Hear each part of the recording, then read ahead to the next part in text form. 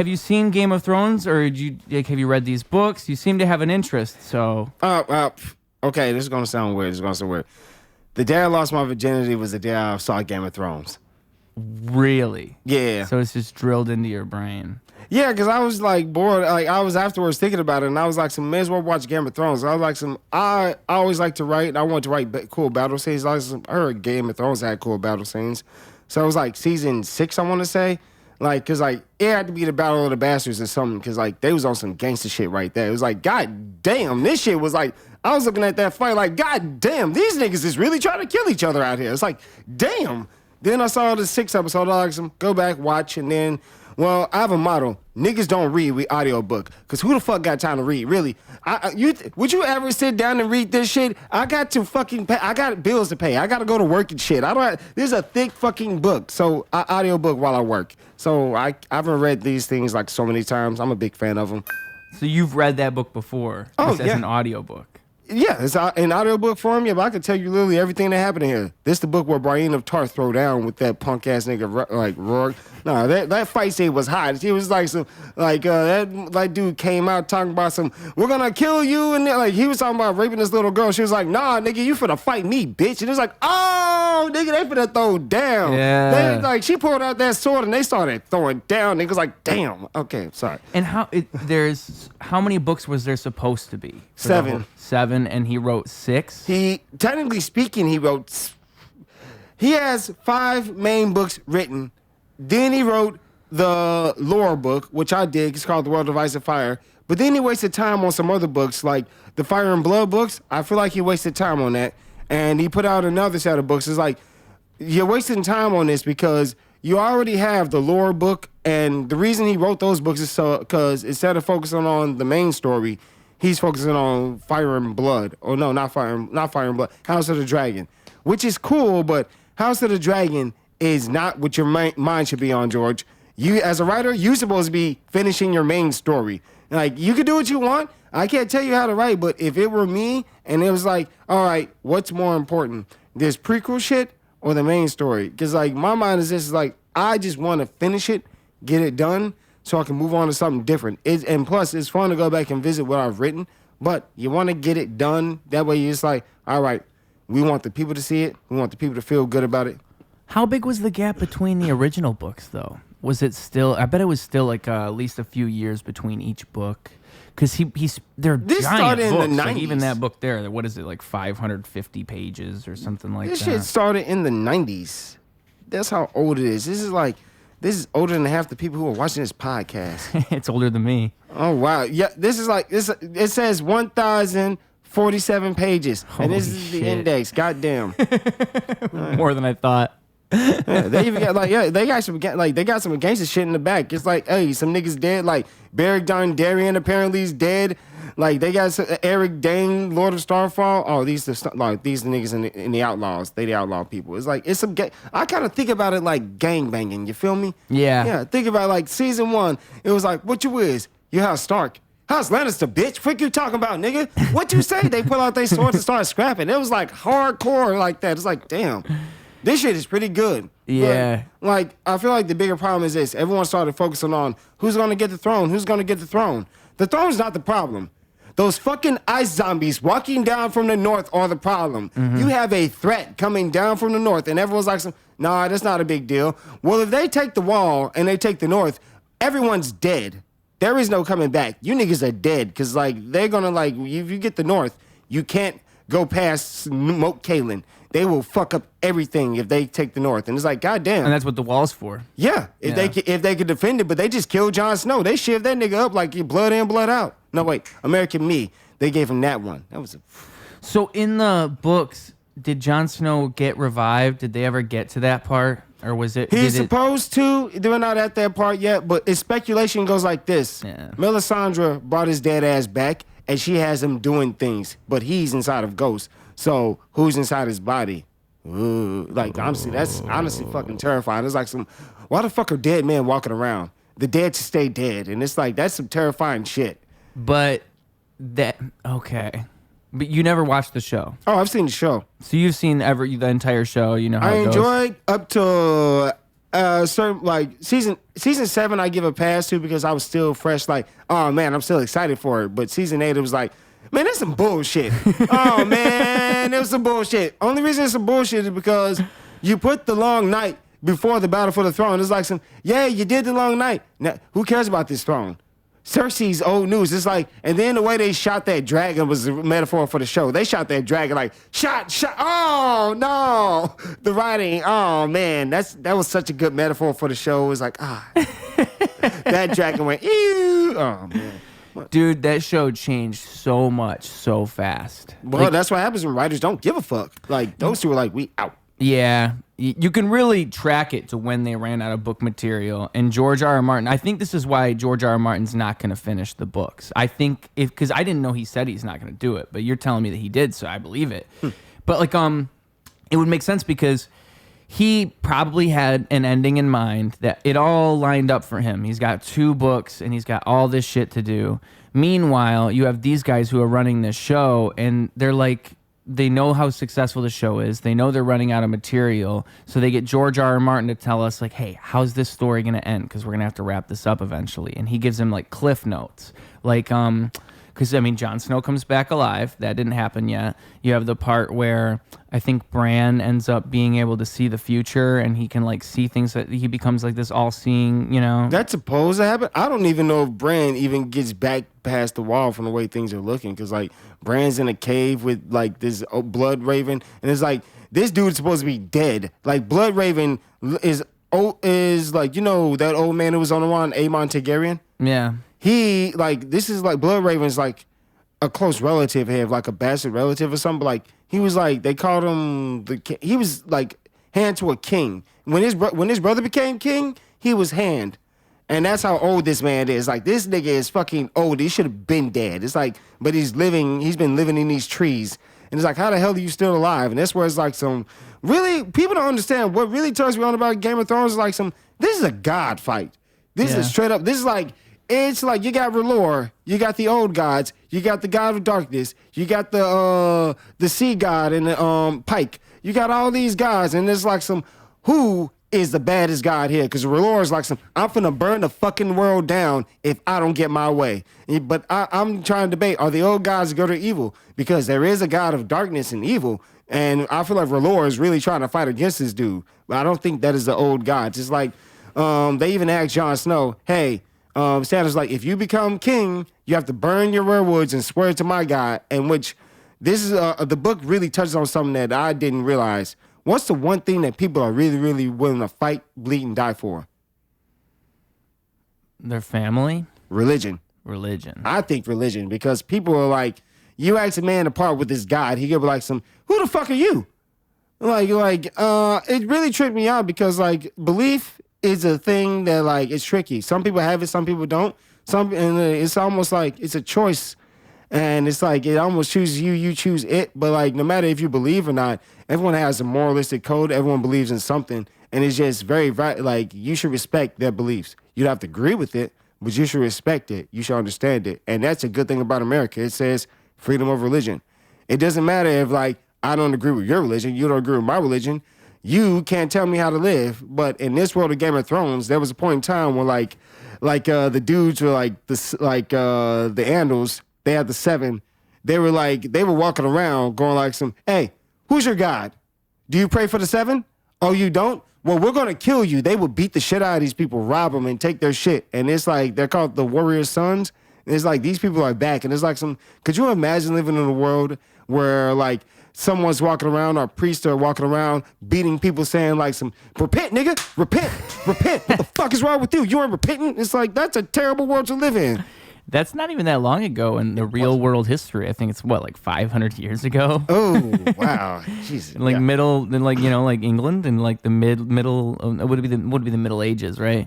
But like when religion was big, that's only like 1,000 years ago. Like when Christianity was taking over England. And religion is still big, but the thing is, like, we forget how much time has passed. Like, time is like a drop in a bucket, all of human civilization. Oh, truly, yeah. Like when you really think about in Relativity, you know, like how long have we been around as modern humans?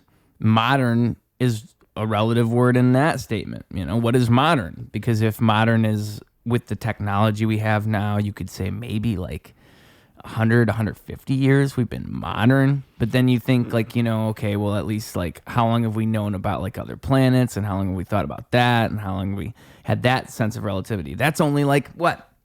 500 years. A mind-blowing fact from the rooster himself. Truly mind-blowing to think about. I mean, the relativity of knowledge, the fact that we've only known so many things for so long. It's all new. But back about a little bit ago, we knew nothing. And now we know all kinds of stuff. That's pretty cool. It's a little mind-boggling, a little mind-blowing.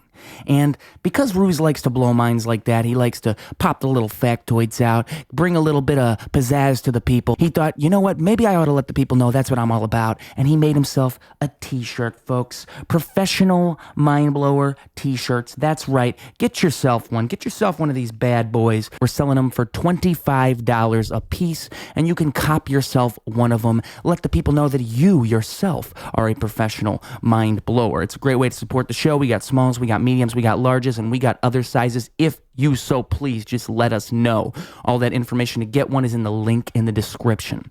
You want to support the show, but you don't want to get a t-shirt? That's fine. I got something for you. It's called Patreon. The Patreon is growing, and I'm super happy to say that. It's an awesome way to support us, to let me know that you are down with what we're doing, that you want us to expand and grow, okay? $5 a month, the price of a coffee, the price of a beer at the bar, and you support this show, you support the people on this show, and you make this production a grand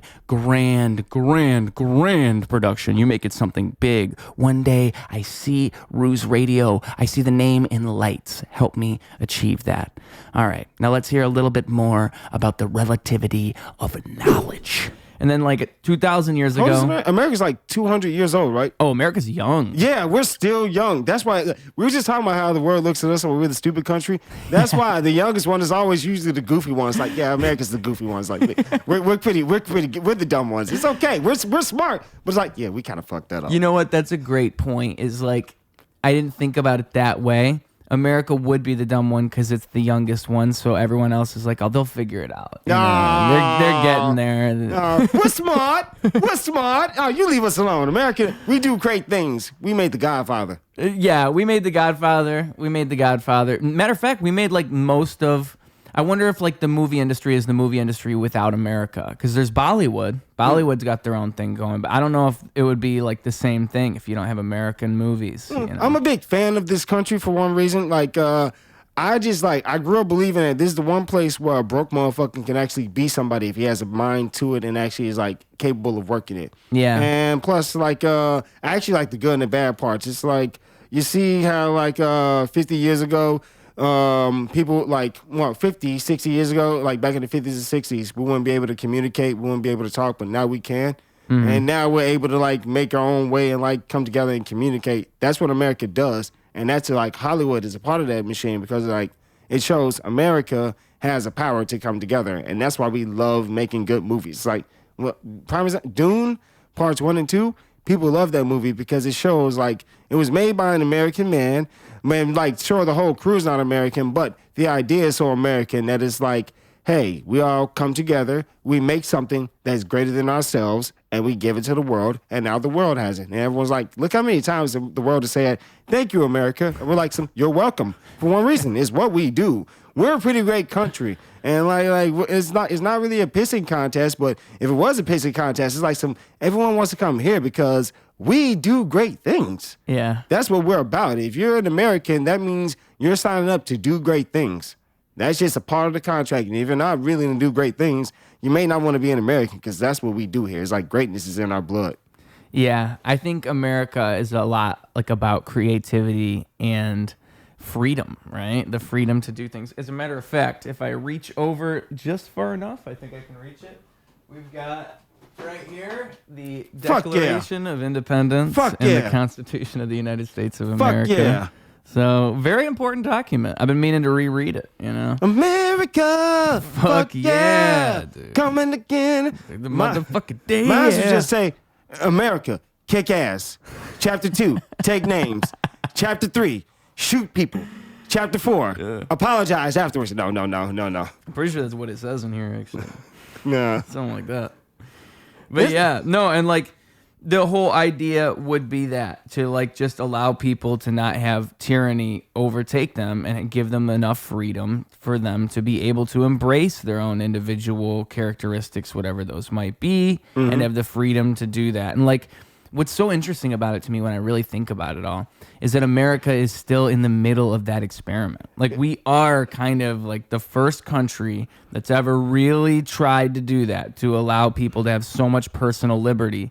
And in a way, in a lot of ways, we're almost failing. Like with how, with kind of, That's terrible. you know what I mean, though? Because you look at like the way people get so mad at each other and the way that people like get upset about inequality and all these things. But it's like that's the natural result of this system, and we just got to figure it out. We got to make the system work better. We can't just abandon the system because it's like we're the first people to do it, to have so much personal liberty and freedom, and like to say that that's the thing. Like we don't really realize how different it is in America until you look around at other countries and realize that we are the only one. A few people who play that card of like I care about the other person, I care about the other person. Everything is actually a tool, it's a weapon, and people use that to get a lot of money. Because it's like look at the homeless population example. It's like if we look how much money we poured into that situation. Why is it still happening? Yeah. Why is it more money and keeping this right? If you really care about these people, you do better than take the money and put it in your own pocket. And that's what's really like, I'm not against helping people. I think we should help people. But I think we'd be better to teach people to help them help themselves. That's the thing that's not being taught. It's like, you got to use your R&I. That's your resourceful and initiative. I say it means real nigga issues, but that's really what it means, resourceful and initiative. I learned that from 7 Habits of Highly Effective People. And it's like people really don't take the time to think about what can I do for myself to help myself be better. They're always thinking, all right, how can I get something quick and fast from someone else with doing as little work as possible? Just as little work as possible. And it's like, well, sadly, if you really want something, you really have to go out and earn it. Nothing's given to anyone. It's like you probably have to go out and earn it. So that's how you would increase resourcefulness and initiative? Like that's how you would do it, is by getting out there and doing it and like earning it? Increasing your productivity, like honestly, like making your life better, like making a plan to make your life better. Like what are things that you're doing wrong in your life right now? What are things that you want to eliminate in your life right now? Where do you see yourself in 1 year? Where do you see yourself in 3 years? Where do you see yourself in 5 years? Where do you see yourself in 10 years? Really think on that. Do you think you can get there? Or are you going to bullshit yourself and say, one day I'll get there. One day. Like that's where people are in society right now. It's like someone saved me. It's like no one's gonna save you. You gotta save yourself. But luckily, when you start to save yourself, you'll find this out. There are people willing to help you save yourself. It's like a building block thing. It's like your best friends, the people that you're closest to. You always find you're helping them, and you always find yourself them helping you. You all build each other up. It's a community type thing. Yeah. Yeah, that is definitely a good place to start. I read that book. I did read that book. That's a great book, The 7 Habits of Highly Effective People. It's a hard book to follow. Yeah. It's easier said than done. Yeah, absolutely. I'm impressed that you memorized all 7 habits, too. Did I? I mean, I keep forgetting 7 of them. Wait, I said that wrong. I keep forgetting like 1 or 2 of them. But I mean, like, to have a community, that is a great thing to say, because like that's one thing that it happens naturally through doing things like this. Like it's one reason I just like doing this podcast is because you find a community through doing stuff like that. But it's so true. Like, you know, you support other people and you work with other people, and naturally that pays back over time somehow, like in ways you wouldn't even predict, which is what's so nice about it. You know, you wouldn't even know that it's going to work that way. Like that one person you talked to 2 years ago never forgot that you talked to them. Yeah. And they still appreciate you for that. And then they, you know, like for some reason they hit you up like, oh, do you want to do this show with me tonight or whatever it might be. You never know in life. That's the fun part. Yeah. But it's like, it's a good reason to put yourself out there and have that initiative and like be resourceful. Like in this moment, oh, there's all these people right here in front of me. Like I'm going to say hi to all these people and to make an impression on these people. Like even that's being resourceful because Right. when you're doing like open mics and shit like that, they're there all the time, you know, and there is a community right there. Like there's a community already there waiting for you, essentially. Here goes the thing. People ask themselves this, how do I be resourceful? And this is where people fail. It's like they don't look within themselves for what are you good at? Yeah. What can you achieve? What do you really, really like? So, like in the book, it says you can spend your entire life climbing up the wrong ladder of success, only to reach the top and be like, "Wow, I should have been up here." You're supposed to be at the right ladder. Like if you're a painter, you gotta paint. If you're a singer, you gotta sing. If you know numbers, you know numbers. It's like lean into what you're good at, and also find a few hobbies that you really like. It's like what you're good at is perfect. Everything that you love and everything that you like about it is perfect.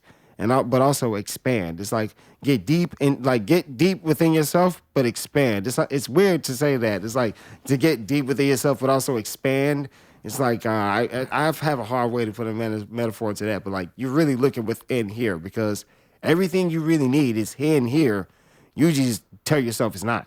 You look into your memory and say, "Oh man, bad time there, bad time there." It's like you actually got this. You're supposed to be confident in yourself because you know you have it.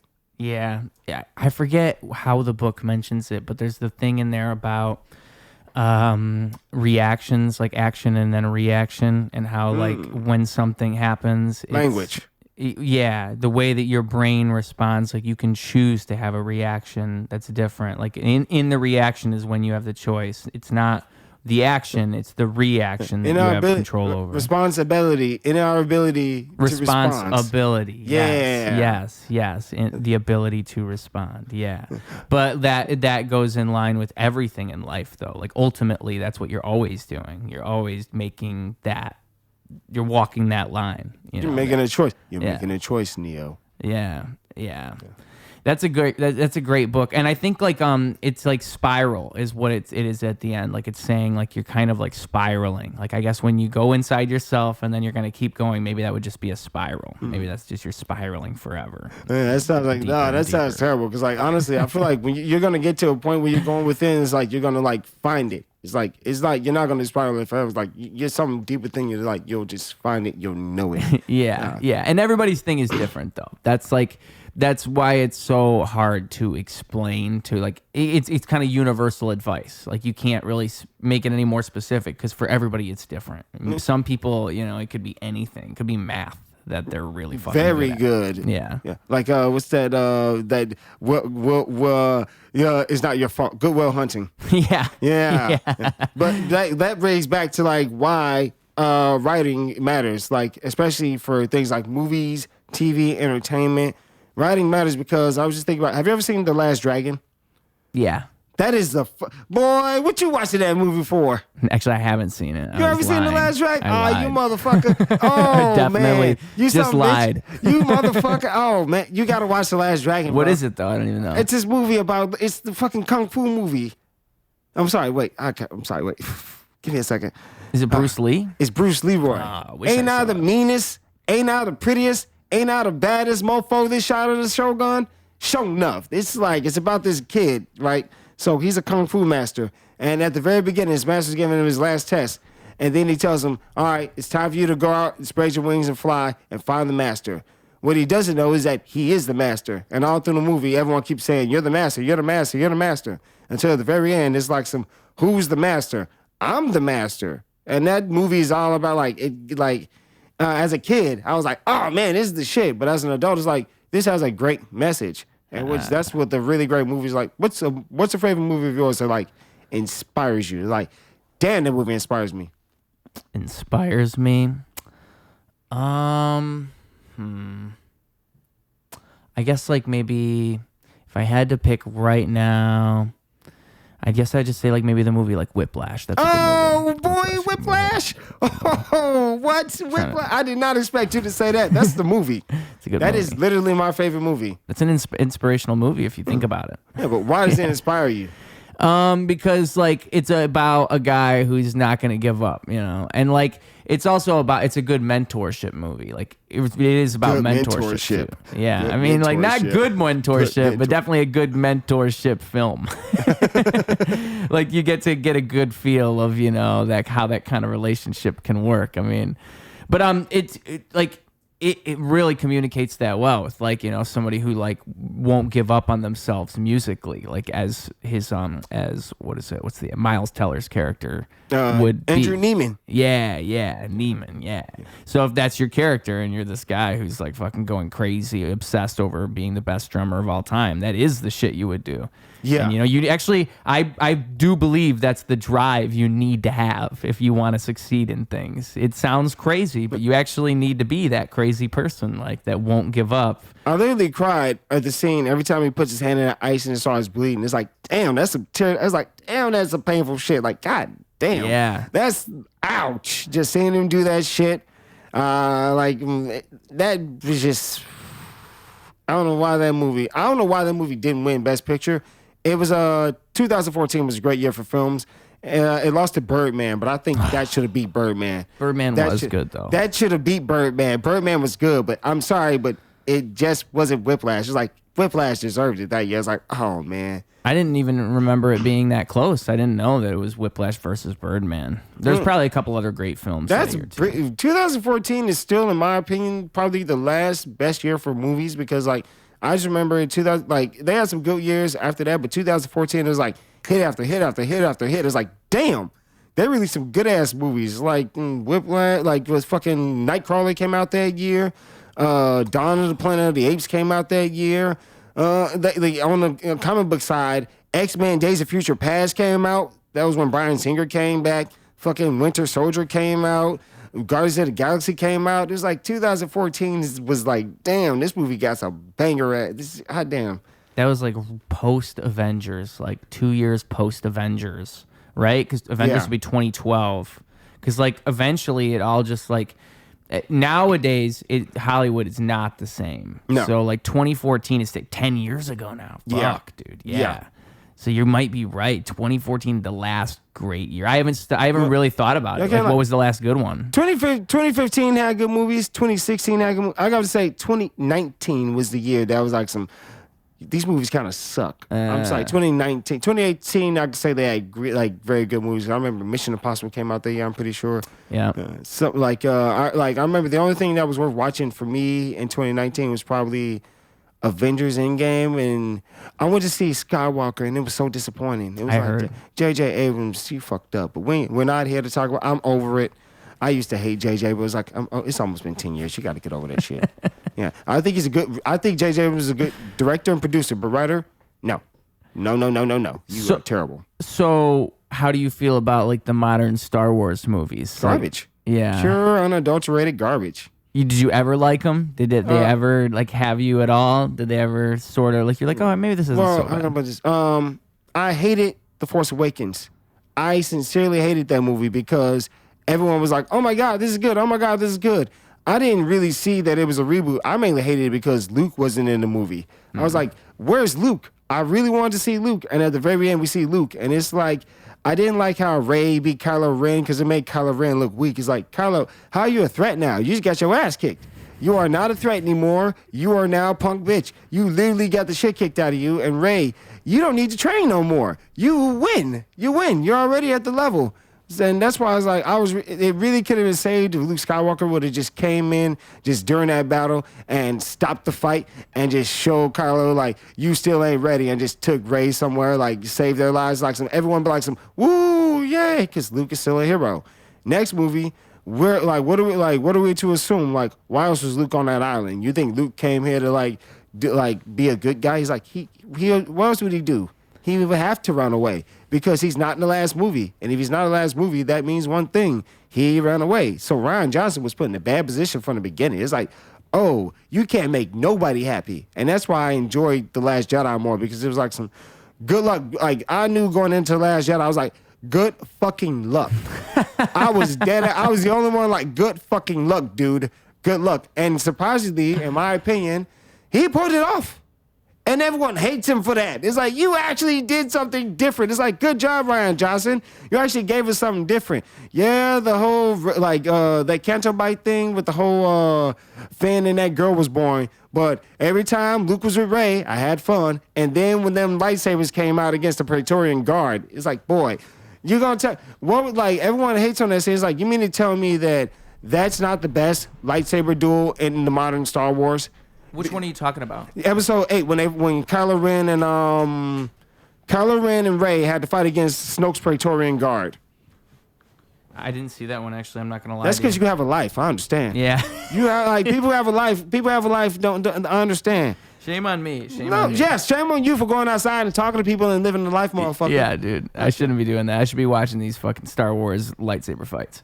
I think I might have seen it, actually, though. Is it the one where it's like in that giant red room? Yeah. Yeah, I have seen that one. That one's so pretty I'm badass. fucking lying. I'm Yeah, lying that again. was fucking, you lying motherfucker. I'm lying as motherfucker, because I have seen that. I think I saw it like on the TV at work once. I was like, oh, you know, and this one of those things where I'm just staring at the TV. That's literally the coolest thing to come out of that trilogy. Everything else was like, oh, this is disappointing. Yeah, see, like that's the thing is it's kind of just moments now. Like back in the day, it used to be the story and the overarching plot. In the same way that something like Game of Thrones is so kick-ass. Like it's actually about the political aspects of this kick-ass story that make it so like the moving parts. I feel like the political aspects add on to, because the main story is this.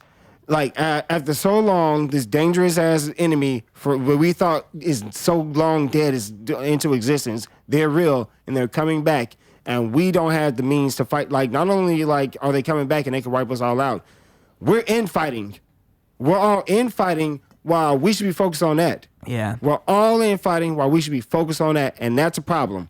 That's a big problem. Be focused on that. Like that's the bigger problem. It's like some. It's honestly a metaphor for today, because like look at how many distractions we have. When it's like some. Shouldn't we be focused on the real problems instead of the distractions? Yeah. You ever hear that thing where it's like if aliens were to actually gonna come to Earth, like if they invaded right now and we got attacked by aliens or some crazy shit, like do you think that would bring everyone on the planet together? They'd be That like, sounds like Alan Moore and Ronald Reagan from Watchmen. I can't lie. That really sounds like why. Like that really. I was watching Watchmen this morning. I'm sorry, but I wouldn't think. I don't think that.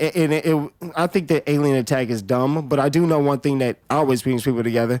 When there's a natural disaster, prime example, those last hurricanes. oh yeah. Yeah. Didn't everyone put aside their bullshit for 5 seconds and say, hey, something actually important matters? Like when Hawaii had those fires, Yeah. everyone put aside their bullshit and said, hey, something actually important matters. So we don't need an alien attack. We already have enough natural disasters. In fact, we have school shootings and things like that. It's like we all get on one accord, but like it shouldn't take a school shooting or a natural disaster to get us on one accord. We should already be on one accord. It's like we live in a community. We don't have to be best of friends, but we should be kind of one another. Be like how you doing? I know your name at least. I know that you're a neighbor. I know that if there's a fire, get you out of there. Make sure you're okay. Because if there was a fire, I would want you to come save me. That's just how it is. Like, we don't have to be the best of friends, but we should be aware of each other. And we should all be trying to get each other's backs. Like, we don't have to be kumbaya all day, but... We could. We could. Kumbaya it up We sometime. could, but it's like not everyone has time for that. Everyone's got a different way of rocking. But it is good to like at least get like some ground level like that. Like, you know, hey, if the fucking place is on fire, especially if you have pets. Yeah. You know, save my pets, please. They matter. They Yeah. really matter. Yeah. They really do matter. They really do matter. Just ask Michael Vick's convictors. Oh, that's so terrible. That's so terrible. I was like, hey, would you ever let Michael Vick train your Pokemon?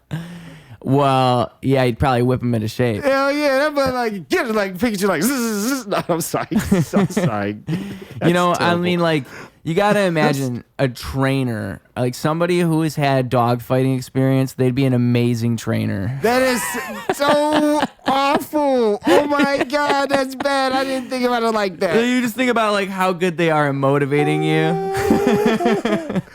Bad. Yeah, I'm thinking creatively here, all right? I'm thinking outside the box. That's what we do here on Ruse Radio. I mean, like, I'm trying to think positively. If I had to hire Michael Vick right now, like, what would I be hiring him for? I'd be like, okay, well, Please say listen. throw a football. Please say throw a football. Please say throw a football. Just throw a football.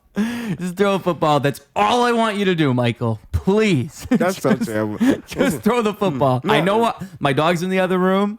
It's only crazy that he's the only celebrity that's known for doing that. Because, like, honestly, in America, we don't like animal fighting. No. It's weird. We don't. Well, in it's the weird. hood they do. That's in the hood. In America, we don't like animal fights. Yeah. It's terrible. It's sad, dude, because like where I'm from, Flint, Michigan, like where I was from before I lived here in Chicago.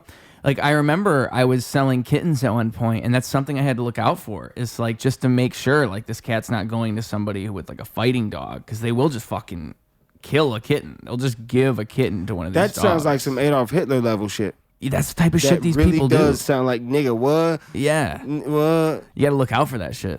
Yeah. And that's what, like, dogfighting people, they're insane, dude. Like, that's what they do. Their life is that. They just get a pit bull, they raise it till the one day that pit bull doesn't win a fight, and then fucking And this is why we don't like Cruella de Vil. Yeah. This is literally why we don't like Cruella de Vil. This is really like, oh, wow, you're a bitch. You're going to kill those animals and skin them. Like, that's so terrible. You're a bitch, Cruella. You're such a bitch. Ugh. I don't know why I thought of her. I would have rather seen that movie, though. If that would have been the Cruella de Vil movie, like she was some crazy, insane fucking like horror movie witch that's going to skin animals, like that would actually be a crazy take. I can see a modern take on that where like maybe there's a child in some like 101 Dalmatians where she is doing that, but like they're like, I think you need a child character, but well, ain't nothing fucking with the golden age of Disney animation. That animation was like, ain't you right about that? Why don't they do it? You know, my question is, why don't they try to do it again? Like, why don't they just take that animation style? Because it obviously would work. It would be nostalgic at this point. People would watch it. They'd be like, oh my God, this is just like the classics. Like the last one I can think of that they did like that would be Lady and the Frog, right? The last one where it's Princess and the Frog. Princess and the Frog, I mean, yeah. I'm mixing Lady and the Tramp with Princess and the Frog. But yes, Princess and the Frog. And that was like the classic Disney animation style. And that must have been like 2009. They could still do it. Dude, a shard is actually a very embarrassing thing. Like if a shart happened out of nowhere, like if you really weren't expecting it and you're at a function, you know, like you didn't bring it back up. Does that ever happen to you? No. Me neither. But I can only imagine like the pain of that. You think you're gonna fart and then you just shit yourself. I'm trying to think about that shit. That's a shitty ass thing to think about. But I don't know why. I thought about Chardonnay. Like, what do they call it? Chardonnay. Ain't that a shitty ass thing to call the wine? Chardonnay. Yeah. Chardonnay. Yeah. Chardonnay. You want some of this Chardonnay, girl? Yeah, like get that girl, Chardonnay away. It tastes like shit, but it gets you fucked up. Yeah. Chardonnay. Chardonnay. It's the shit. Glass of stank. It's the glass of stank up in this bitch. Oh, man. It comes out all chalky brown. Yeah. Chardonnay. That's nasty. There's some potential there, though. We're talking about Lady and the Tramp of the golden age of Disney. Yeah, shit. because there's so many of those movies. Cinderella, Mulan, Lady and the Tramp. Well, actually, what's your favorite? My favorite one? Shit. Oh, my favorite classic Disney movie. I can't lie. Everyone says Lion King. Lion King's a good choice. Mine's is Mulan. Does Toy Story... No, Toy Story's Pixar. That's Pixar. Yeah. And I'm thinking classic Disney. Probably Aladdin. You like that Arabian Night, Arabian Day. That's that movie. Yeah. You know, Tupac actually has a song from You Ain't Never Had a Friend Like Me called, like, it's literally called Never Had a Friend Like Me, and it's got that do do do do do do, because you ain't never had a friend like me. It's like, oh shit, this nigga so gangster, he take a Disney song and make it hood. Oh, goddamn. How do you do such a thing? How do you do that shit? That's gangster. Yeah, that is gangsta. To me, that's like the most gangsta shit you could do. Yeah, that's actually genius. Yeah. I didn't know he did that. Did he do a lot of that? I don't think so, because when I found that song, I was like, what? I was shocked to find that. I'm always finding old Tupac songs online. It's like, nigga, are you sure he's dead? He keep making fucking music I haven't heard before. It's like, dude, you keep making music. It's 2024, and I keep finding old Tupac music. Are you sure this nigga dead? I'm not even joking now, because like I keep finding these old ass songs. Yeah, he's probably like a SoundCloud rapper in Cuba, right? That's what they say. Yeah, that's what they say. He's just dropping mixtapes out there on the low. Wouldn't that be crazy? I don't know. I don't think Tupac's alive, but it's fun to imagine. It's fun to imagine. I don't know. What if he came back just like Dave Chappelle? I'd be very. Fuck. What the fuck? Hell no. That threw me off. No. He said, hey, I got to take some time away. That'd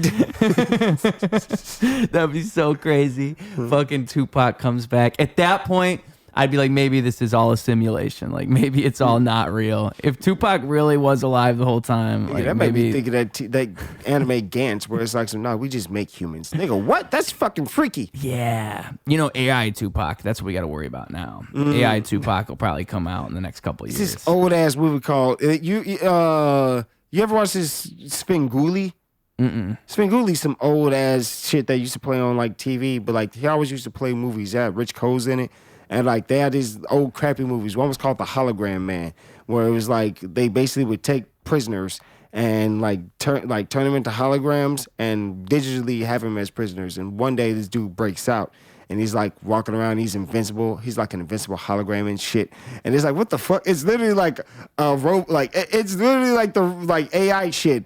It's what the fuck? I smoked too much weed and watched too many movies as a kid. An invincible hologram? It was called The Hologram Man. It was a crappy ass movie, but I enjoyed it because it was so crappy. It was like, this movie is shit. I love it. I saw this video of this guy. He's from around here. He makes some.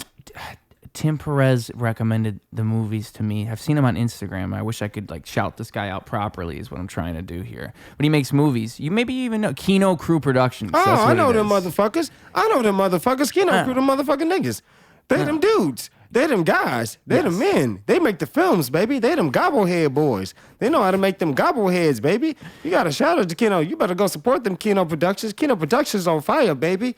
You know Kino Productions on fire all day, baby. You got to give it Trying to Kino. get him on the podcast. Let's get Kino Crew on the podcast. I will talk to a few of them for you. I know Tim's brothers, Alex, is on the podcast. I'm not going to say no names because they might not want their names said, but I know Tim's brother, Alex, he's expertise. Very good man to know. Honestly, okay. That whole damn family is just talented. That whole damn Perez family is nothing but talented. It's like, damn, like the mom's talented, the dad's talented, the sisters are talented, the brothers are talented. It's like, damn, y'all like the Puerto Rican Jackson 5. Yeah. Yeah. There must be some type of magic in those genetics. It's something there because they are very, like, every time I work with them, I've always had a great time and they always make me feel welcome. It's like, you guys are great. You people are great. You are amazing. Yeah, you need those people around. I didn't realize it was a whole family of those. I just only met Tim. Oh, yeah, it's a family of them. They're like the mafia.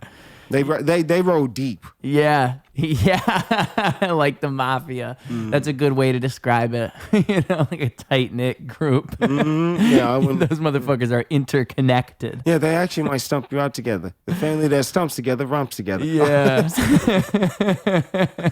But yeah, dude, what I was going to say, though, is I saw him, the guy who runs Kino Crew Productions. He was on some other show, some other podcast, and he was talking about like how it's not about watching like the best big movies. Like you should just watch any movies, like even bad movies. You should watch all kinds of movies because that's what watching movies is about. It's not about just watching the best ones and like only watching the ones like the ones that are the best, but watching everything. And like I just thought that was great advice because that really is what it should be. I halfway agree only because like I've started to hate a lot of bad movies. It's like when I watch a really terrible movie, it's like oh my god, I feel like I wasted my time because like you like what's a movie? There's a movie called I Hope They Serve Beer in Hell. It's seriously, it started out super funny, but then the rest of the movie is just a dude just being a douchebag, honestly. It's like you're lame, you're not there for your friends, it's like you're just an asshole. It's like, what lesson are we learning? It's like you kind of suck and every bad thing that happened to you, do you deserve it? I don't feel sorry for you. It's like whoever wrote this movie is like, you just wrote your life and I'm bored. Yeah. I'm so bored. You wrote your life. I want to like when I watch a movie, I like escapism. But it's like that's why I lean more into fiction than nonfiction because it's like I want to see a new world, a new way of thinking, a new way of life. A lot of people I just find people are right now. A lot of writers are like they were taught this when I was writing. Write what you know, and they're really writing what they know, and all they know is themselves. And it's like I don't think you realize your life is kind of boring. No one's told them that. It's like you're supposed to think bigger. You're supposed to think outside the box. You're supposed to honestly think about your audience. What would they want to see?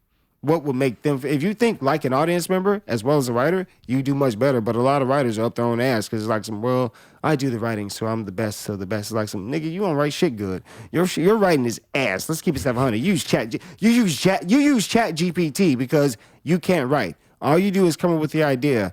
They don't understand what it is to come up with the narrative, the dialogue. Yeah. It's fucking crafting in this bitch. It's like writing ain't some just pull it out your ass. Ain't nobody. We don't have any Shakespeare's.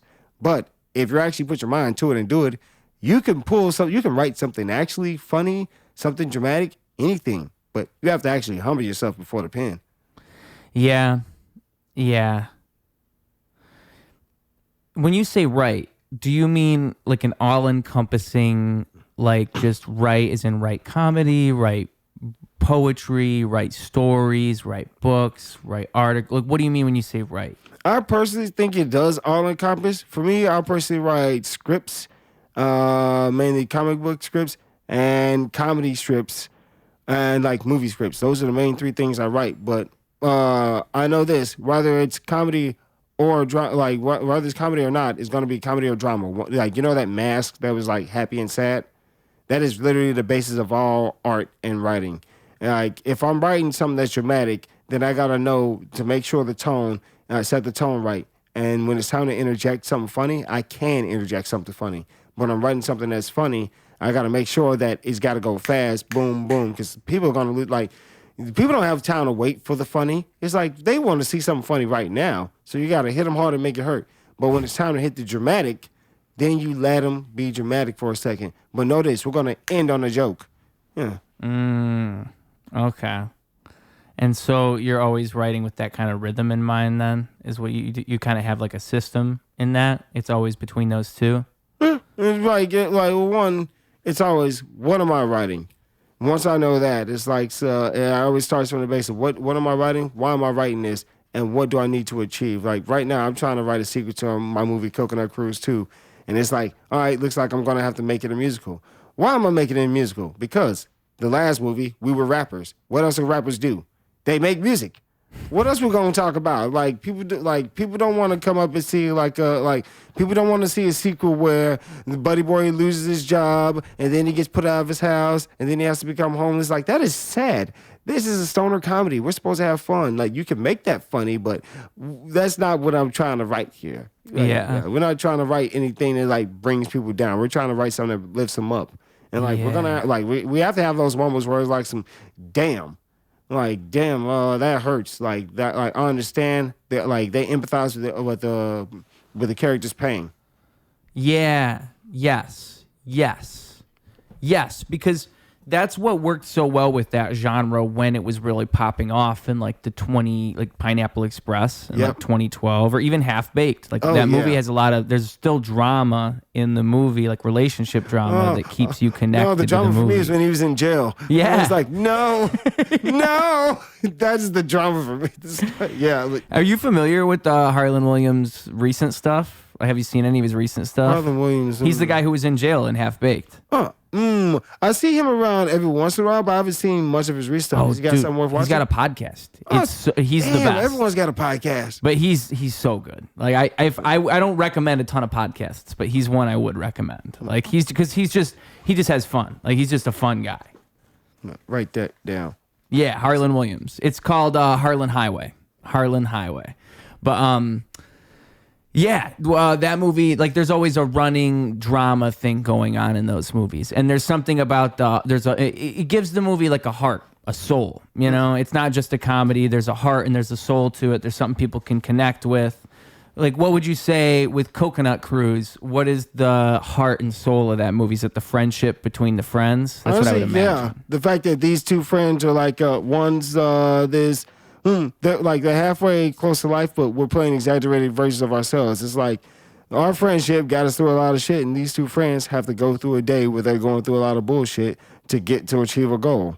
And which to make this movie, we had to go through a lot of bullshit. So it's kind of real. It is very real. I'm surprised how real me and Andres had a lot of fucking rewrites. We had a lot of fucking arguments. In fact, it's a scene in the movie like he slaps the back of my head, and it's a real hit. And I'm fucking pissed because, like, we were arguing about something, and it's like he's not getting his character right. And we end up arguing, and I have to shout to him, I'm the dumb motherfucker here. You're supposed to be the smart guy. Your character's smart. I'm stupid right now. Please play smart so I can play stupid. And he's so mad at me, he hits me, and it's a perfect take. And it's like some fucking, why'd he hit me? But it's like that anger. Like, you feel me? I'm angry about it. but it was a good take. It's like, God damn, like the filming is hard, but it's fun. The filming is very hard and difficult. And like we don't have like one thing is like we don't have all these like it just trips me out because I was watching Half Baked 2 and I was like I was so shocked at how similar their movie is to my movie. But the difference is my movie is funny. Their movie sucks. And that movie's made with a lot more money. It's like you have all these money and all these celebrities and like you can't even get two actors who are fun. One, there are two actors, Lil Yachty and DC Young Fly. I'll move up for a second. Sorry. There are two actors, Lil Yachty and DC Young Fly. Neither one are actors.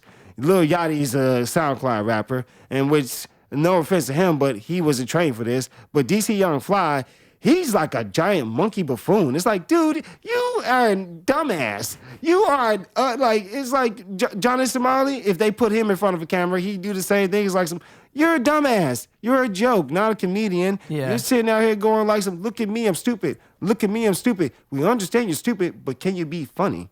Yeah. It's like you'll do anything for the joke, but it's like, dude, you actually have to be funny.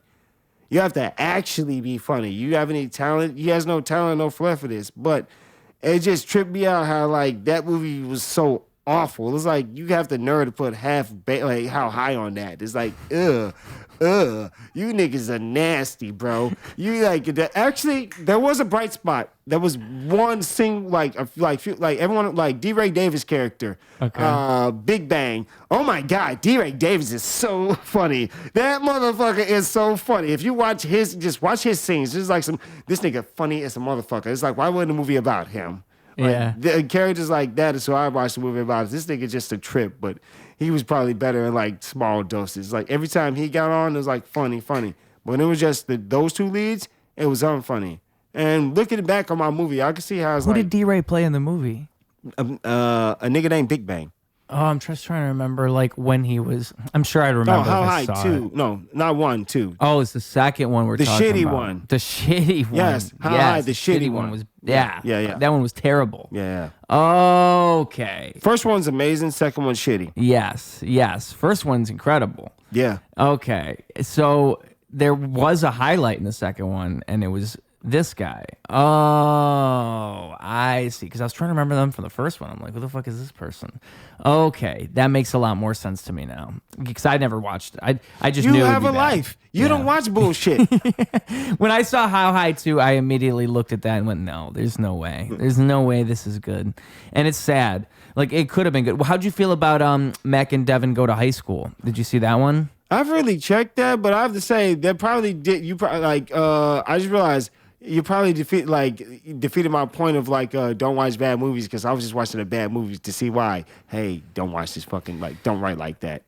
Well, you should watch those movies though. You should watch them. That's the reason you should. You should know what bad is. If you don't know what bad is, you don't know what good is. You got me there, so I'll shut the fuck up and watch the bad movies. You got to watch some bad movies. Yeah. I don't ever. I usually try not to. I really try not to. So I don't follow my own advice. I'm also getting upset when it's like you think it's gonna be a good movie, but it's disappointing. Yeah, it's painful. Yeah. Did you have high hopes going into How High 2? Did you think it was going to be good? No. You knew it was going to be bad going in? I'm surprised they made it, but the reason I watched it is because I needed inspiration because I'm trying to write a sequel. Like, all right, what was this stoner comedy about? In which I was like, things I did learn is like we do got to continue to sell. What would a sequel do?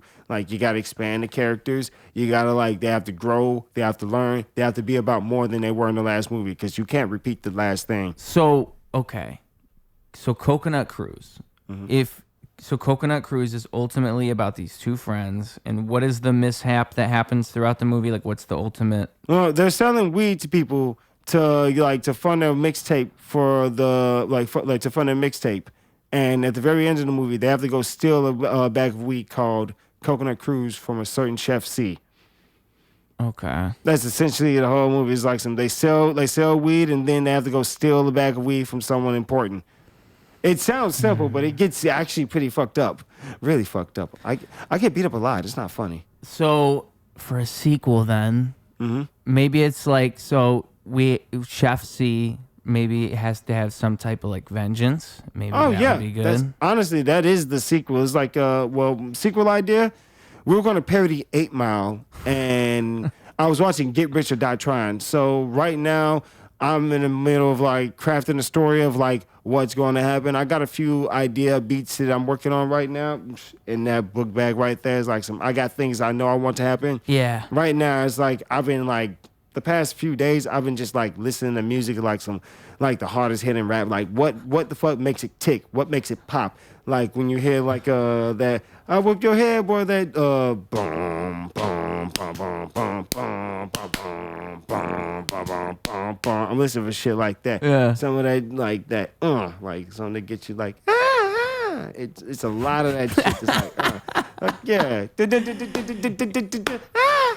And that gets you to like in the zone to write the next thing. It helps me it always helps me it pushes my mind to say, what am I missing? What is a missing piece? Because there's always a missing piece. When I'm not writing at a full capacity, that means I'm missing something. Something in my writing regimen is missing. It's like I'm missing something crucial. Yeah. I gotta find it, and it's always out there, and it usually hits me like a thunderbolt. Especially when like it's like I don't know where these ideas come from. It's just like that works. That's perfect. That's funny. But it's also good to have a community because I could be stuck, and I could be like, all right, what would be funnier if they try to like stick up a fireman house, or if they try to rob a police station? What would be funnier? What would be dumber? Why are you trying to rob either one? Why? Writing's all about why. Why? Yeah. Why? Yeah. That is human nature. And so how long would it take you did you write the first one? You guys wrote it together, right? Is that what it was for the first Coconut Cruise? So you just come together with these ideas then? It'd be like, it really depends on what am I writing. For comedy is I usually have a short time writing comedy compared to something that's more dramatic. Like, I forgot how long it took me specifically to write Coconut Cruise, but I would say like probably, I'd say maybe a month, if that long. Okay. Because like we had the bones already. Like my system goes like this. Once I know exactly what I want to happen in this story, then it's like, get it out there. You want these things to happen. Put it together. You know how to write. You know how people move. You know how you want people to act and feel. Get it out there. The hardest part to me is like once that first draft is done, you've done the hard part. You've written the script. Good job. Because not many people can get to that part where it's like, done. This is over. Now take it to someone. Honestly, this is why writing partners matter. You need someone who can match your level, like what's good, what's bad, what's funny, what's ugly. Take that shit out. Redo it again. It's like with this, we had to do a lot of splicing and remixing, in which that's what a lot of writing is, like a lot of splicing and remixing. Yeah. Until you get the right thing. But when you're on the time limit, sometimes you have to make sacrifices. You gotta not every idea is gonna make it. Not every idea is gonna be funny. Not every idea is gold. Yeah, but how do you know what to cut? Sometimes you got to make the sacrifice. Sometimes it'll be something that you really, really want. It's like this is funny, I want it. This is funny, I want it. But it does not serve the overall story. You've seen South Park, and you've seen Family Guy, right? Yeah. It's the South Park creators talk about therefore and but and how to write, and they basically talk about. We know the gag writers. A gag writer is someone that you will find on Family Guy. Like a Family Guy writer is or like the time this happened, gag. Or like time that happened, gag. What they're looking for is a solid storytellers. It's like It's like the difference between a one-liner comic and someone who can tell a 3-minute joke, kind of. Pretty right? much. Yeah. I would say almost yes. I would say almost yes and no. I feel like I'm biased. I think it's a lot of thought. It takes a lot of thought to go into one-liners, but yeah, but just the thought to creativity to create gags is also to create good gags. There probably is a skill to that. That is tough. But the writing part, but it depends on again what you're writing for. If Family Guy was something like SNL or Mad TV, that's perfect for that style of show. But Family Guy is trying to be like The Simpsons. How many gags does The Simpsons use? Yeah, that's true. 0. Yeah. How many gags? And when they do use a gag, it's always in purpose of the story. Yeah. And same thing with South Park. They have a straight through line. It's prime example, proper way to use condoms. Stan's jacking off a dog. Oh no, our kids learn about sex. Parents don't want to teach it. Make the teachers teach it. All right. Now the kids are learning sex. Now the kids are learning bad sex. Kids go to war with one another. That's the stupidest thing to happen, but it's a climax. Kids go to war with one another.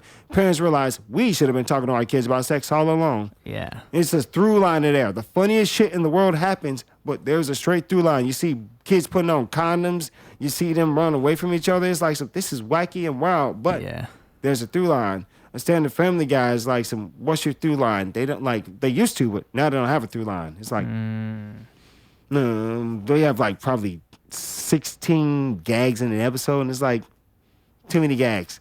It's like you're relying on those cutaways to like tell the story, but what's the main story about? Who's doing that what? show's probably changed a lot though since its conception, because now Seth MacFarlane's doing 4 or 5 other things at once. So I have to imagine he's. I already wanted to end it a long time ago. Probably, yeah. It's kind of sad because that show used to be its own thing. Yeah, now and then what Cleveland show came around. That's a long time ago now. The show's been around for a while now. You know, it's a show that's actually following the rules of writing. American Dad. Yeah, really. Yeah, they're following the software rules of writing because they have a through line. I think they still do have cutaways, but still, there's like some character has a problem, wants to get it solved. It's not a lot of flat in the middle. It's like, hey, we got to get it solved. Funny things ensue. Yeah.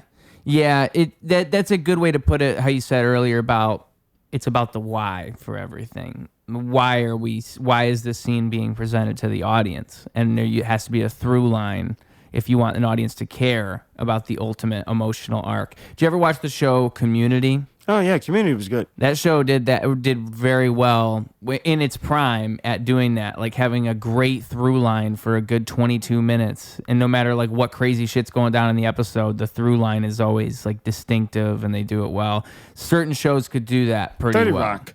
30 Rock. I think 30 Rock was honestly out of that, like 30 Rock is very much, why don't people talk about 30 Rock more? It's like 30 Rock is why, like 30 Rock is it was just good. I don't know why. It was just I haven't rewatched it in so long. I bet I'd like it so much more now. It's like they always it's like it's so meta because it's like it's a TV show about a TV show. And it's like, wow, that I didn't think about that. And then it's like the main character, Liz Lemon, she can get everyone else's shit together. But you can't if you get your own shit together. And that is very relatable. Yeah. That's super relatable. It's like you're working at a high rate. But lady, when's the last time you taking time out for you? And it's like, I don't take time out for me. And that's a surefire conflict. Everyone has a conflict. Everyone has a problem. You know that Tracy Morgan's character is going to be a drama queen in some dumbass way, shape, or form. You know, like, when you know, like, sitcom writing is like, you got to know these characters. And they will grow and change because, like, that's what characters do. Yeah. People don't stay the same. Yeah. Yes. I mean, I think the best writing is when you follow the natural course of actions. I think that's what the best shows and the best things tend to do. Like, it doesn't... What I hate is when I can tell that something is written to have the means justify... Or what is it? The ends justify the means? Yeah, I guess it would be that way around. Yeah, like it should be that the means justify the ends. It should be that way where you naturally go throughout the story and then you find the ending. But people write thinking about the end first and try to make the ends justify the means. So like, okay, I want this story to end in this crazy, like this episode is going to have this crazy moment where so-and-so shoots so-and-so.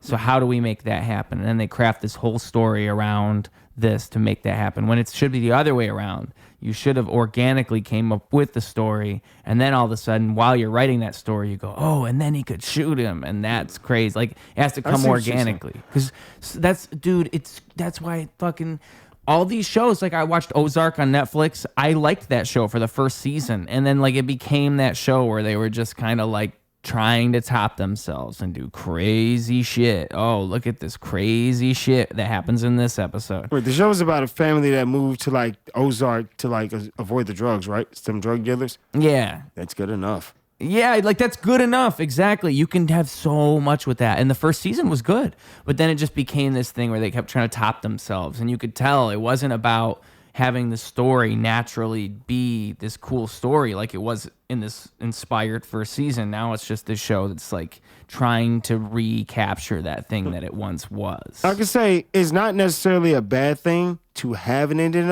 in mind of like, I want this to be the ending. But as a writer, you got to know this. It's going to change. Like, yeah, you have an idea of where you want to go, head towards it. But with all the shit that's happened, they can't be the same thing. It's going to be something close to it. And like a first-hand experience is like, it's never what you think it is. But if you're doing really well, you'll enjoy it actually. It's like, you're right there. Like you're really the first audience member. You're the first person. Like you have to read it. You have to see, like you have to see it. You have to think of it. You have to be like, what's cool? What's funny? Like it really depends on, are you writing comedy? Are you writing drama? If you're writing comedy, you got to make sure the jokes are good and the characters are active. If you're writing drama, you really got to have a good wire. Like you really got to you got to have a lot of give a fuck. Like that's what's missing from writing. Like why should we give a fuck? Yeah. It's just writers don't think like that. Like we get shows like Velma or She-Hulk. There's like hey, it's a name brand. You're gonna watch it because it has a name brand, but it's like it's not the name brand that we thought it was. It's you complaining about life. You complain about life. It's not entertaining. You're rich.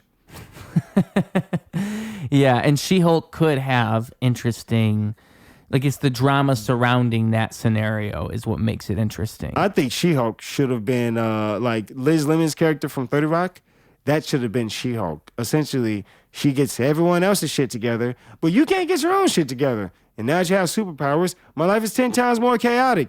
I'm doing more for people. And when do I take time out for me? And it's like, we understand, lady. You're a human being too type shit. But like, well, Jessica Gao doesn't write comic books. She doesn't understand drama, but she has pull. It's like, it's not what you know, it's who you know. And it's like, I'm very upset with her because like she had a chance to show, hey, I'm finna write one of the best damn shows ever. And instead, you just wrote She-Hulk. It's like, oh man, this is bad. It's like you hurt your brand. You didn't get a season 2. And then whenever and then the writers who were like, there was that dude who was like, only got paid $350 for the show. Everyone's like, you overpaid. That's how bad that show was. The show it's really sad. It's really, all I can ever think of is the twerking with Megan Thee Stallion. I can't believe. Everyone thinks of that the most. That's what everyone thinks about. I think that's probably like the main image that comes to mind for a lot of us. Yeah. The main thing that comes to mind was episode 7, where like where you have superpowers, you could do anything, and instead we're all going to sit in a circle and talk for a literal half an hour. Like we're literally going to sit here in this room and talk, guys.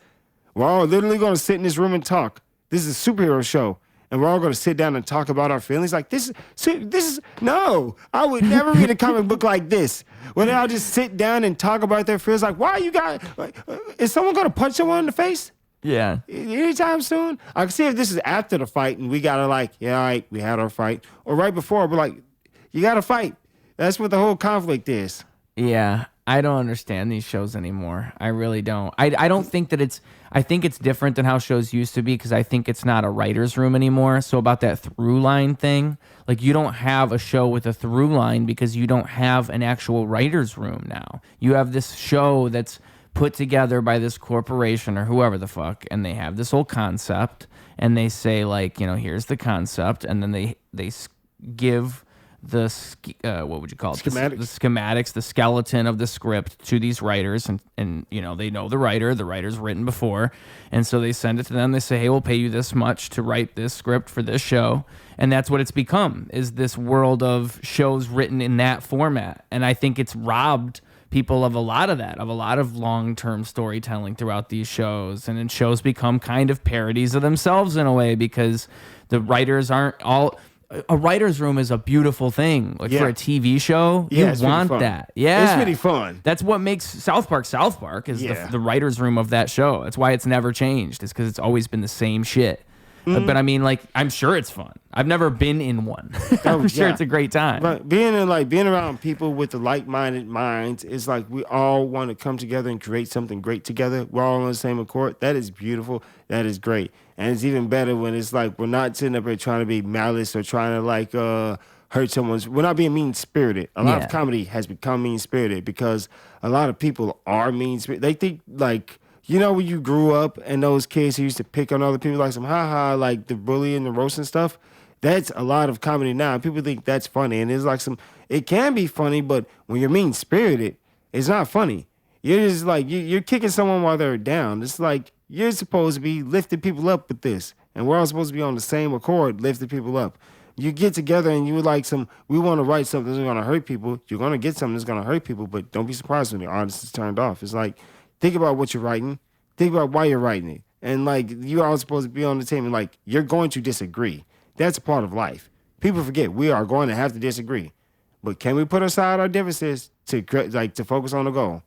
Yeah. Yeah. In this book I have called, I think it's Emotional Intelligence. There's a part I just read about, I wish I could tell you who wrote Emotional Intelligence. A good book, though.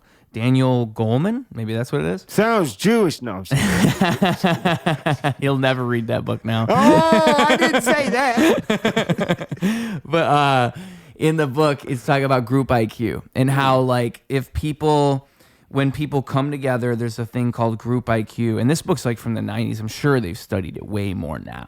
But like, and there's obviously truth to this, that when you come together, you have a group IQ. So I have my strengths and you have your strengths. But when we come together, if we can combine the right way and be collaborative, that group IQ is how we raise each other up in ways that we couldn't by ourselves. Like there's something like between a good group. Yeah, I get you. Like you. Fucking Power Rangers. You're speaking my language. But it's different if like it goes the other way too. Like if you have one bad person in a group, that can drag a whole group down too. So it goes the opposite direction as well. Like you need to have a good group of people to collaborate with in order to really make magic happen. My nephew tells me he was telling me like we have the worst soccer league ever, and we ever have this one player that's like, oh man, we always lose, and then in our final game when he quit, we finally won.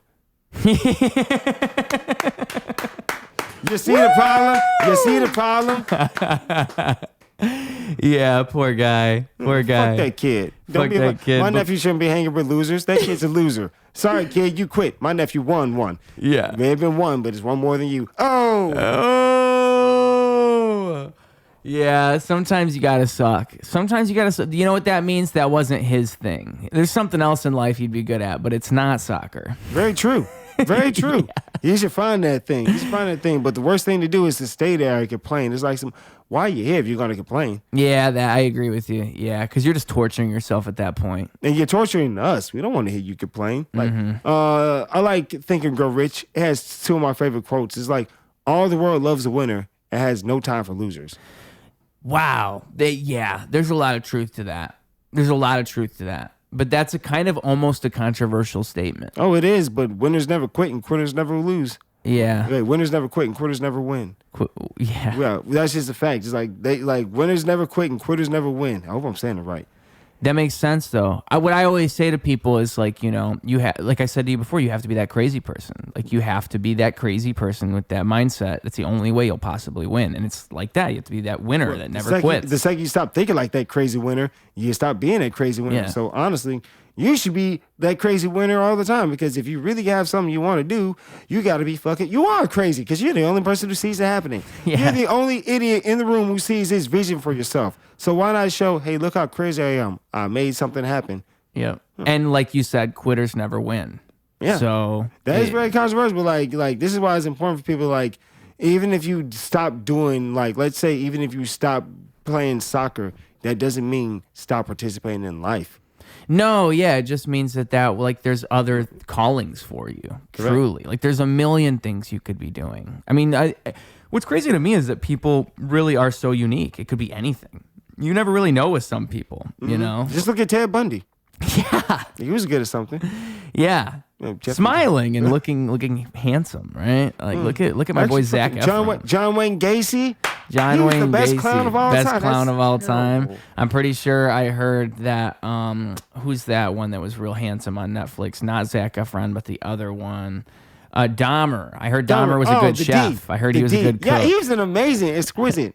Yeah. He served with that D. That's terrible. That's terrible. It is true that like everybody's got. You know what? As funny as that is, there is some truth to that. Like those guys found their calling, man. Like in life, there's one thing that's gonna like call your name, and you never know what it is. Sometimes you're Ted Bundy. This sounds like this is something I make a sketch about. This seems like something I make a sketch about. Is like some like he was nobody. a loser, until he found his calling. He picks up a butcher knife. I'm doing it, Ma. Just, oh, man, that's just horrible. Just, wow. That sounds awful. No. It's inspirational in a way. It's like, that's at least he knows who he is. Exactly. You know if I'm gonna be the West Side Slasher, I'll be the West Side Slasher. That's what I'm talking about. Like, I mean, I wish kids these days knew what that was like, to know what you are. Actually, I actually have a joke I've been working on. It goes like, this is offensive. I'm sorry, but it goes like this. You know what the problem is? I see too many people, they give up on themselves. Your ass needs to take your shot. Don't be scared. Don't second guess yourself. Take your shot. Just like Ernest Hemingway. Take your shot. Just like Kurt Cobain. Take your shot. Just like the Von Erichs. Take your shot. Just like Martin Luther King. Take your shot. Just like Malcolm X. Take your shot. Tupac Shakur. Take your shot. Biggie Smalls. He took his shot. 50 Cent got shot 9 times. What's stopping you? Take them shots, motherfucker. Take that shot, baby. Woo! Shoot out. No, That's a closer right there, man. That's a closer. I bet the crowd goes wild on that. Everybody's just like, yeah. I might have to make that something else because I like my 9/11 one better.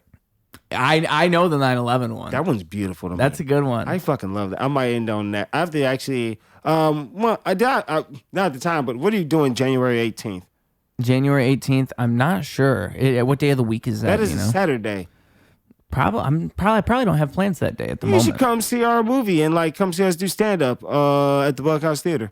Oh, you hear that, folks? A movie and stand up. No, it's a test screening. It's not a real premiere. We're just testing it out, but getting a few people to come by, see if it's funny, and see what we got to fix up. Just a little bit of a shindig. Hell yeah, dude! I would love to be there. What is it? Where is it? Like a theater? Buckhouse Theater is in Irving Park. I want to say 1954 West Irving Park. Okay. I think it might be $10 for the stand-up show, but the movie's free. Cool, because I saw on Instagram or somewhere where you did the first screening, and it looked like it was just like in a smaller room, right? That was our studio. Yeah. So this one's in like the first time you're doing it in a bigger venue like that. This is just like a little bit of bigger. It's like we had a few people there, like just a small crowd. We're gonna probably have 20 people there, if that many, not too many, because we're not trying to premiere it. We're just showing a few people, getting some results, seeing all right, is this actually funny? Is this worth their time? Just seeing it, close together type thing. You feel me? But close to the public. Yeah, 'cause I don't know if they still do it, but I know that's what Hollywood always used to do, right? Test screenings. Yeah. Yeah. I very much want to put it in festivals. That's why I'm trying to make sure, make sure this is a test screening, not a premiere. I'm not sitting up there showing the world. It's just a few people want to come by, check it out, judge it, tell me what you think. Honestly, I already know people are gonna love it. That's good. My main thought is this: I gotta make more. It's you gotta make more. Keep making more, and I can't burn out. That's why they don't burn myself out. That's why I smoke marijuana. You burn yourself out in a different way. You burn one out. Yeah. Yeah. That's right. Yeah. I mean, yeah. When you do the test screenings, do you go off of people's reactions then? You're like, oh, people didn't respond too much to this. I like to stand in the back. Yeah. I like to stand in the back, see what they're watching. Okay. Really just see what they're watching. I'm very much just look at the audience, just watch them watching the movie. Yeah. Deal. Yeah, because I never really thought about that. At a test screening, that's your chance to do that, is to see that before you publicly release it and it's out in the wild and there's no take backsies anymore. Yeah, you can't pull that seed back. That nut's been busted. How long did you guys spend on the movie altogether? How long did it take us to film it? Yeah, from the conception to now. Well, it took us, we wrote it in 2020, but we filmed it in 2023. Okay. Yeah. We took us about 4 weeks to film it. We had to film it on the weekends. So once it was all written, it was only 4 weeks of filming. Well, we had to get the people together. Yeah. We had to get the locations together. We had to do some negotiations for where to go, who to, we had to find the right actors.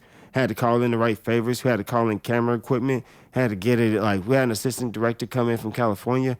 No shit. Yeah, she's a pretty cool. Her name was Jasmine. She did us very well. And I see with the direct, everyone's fucking around. The assistant director is supposed to be, hey, you got time. Time is the motherfucking essence. Time is what we got to roll on. It's I understand, assistant director.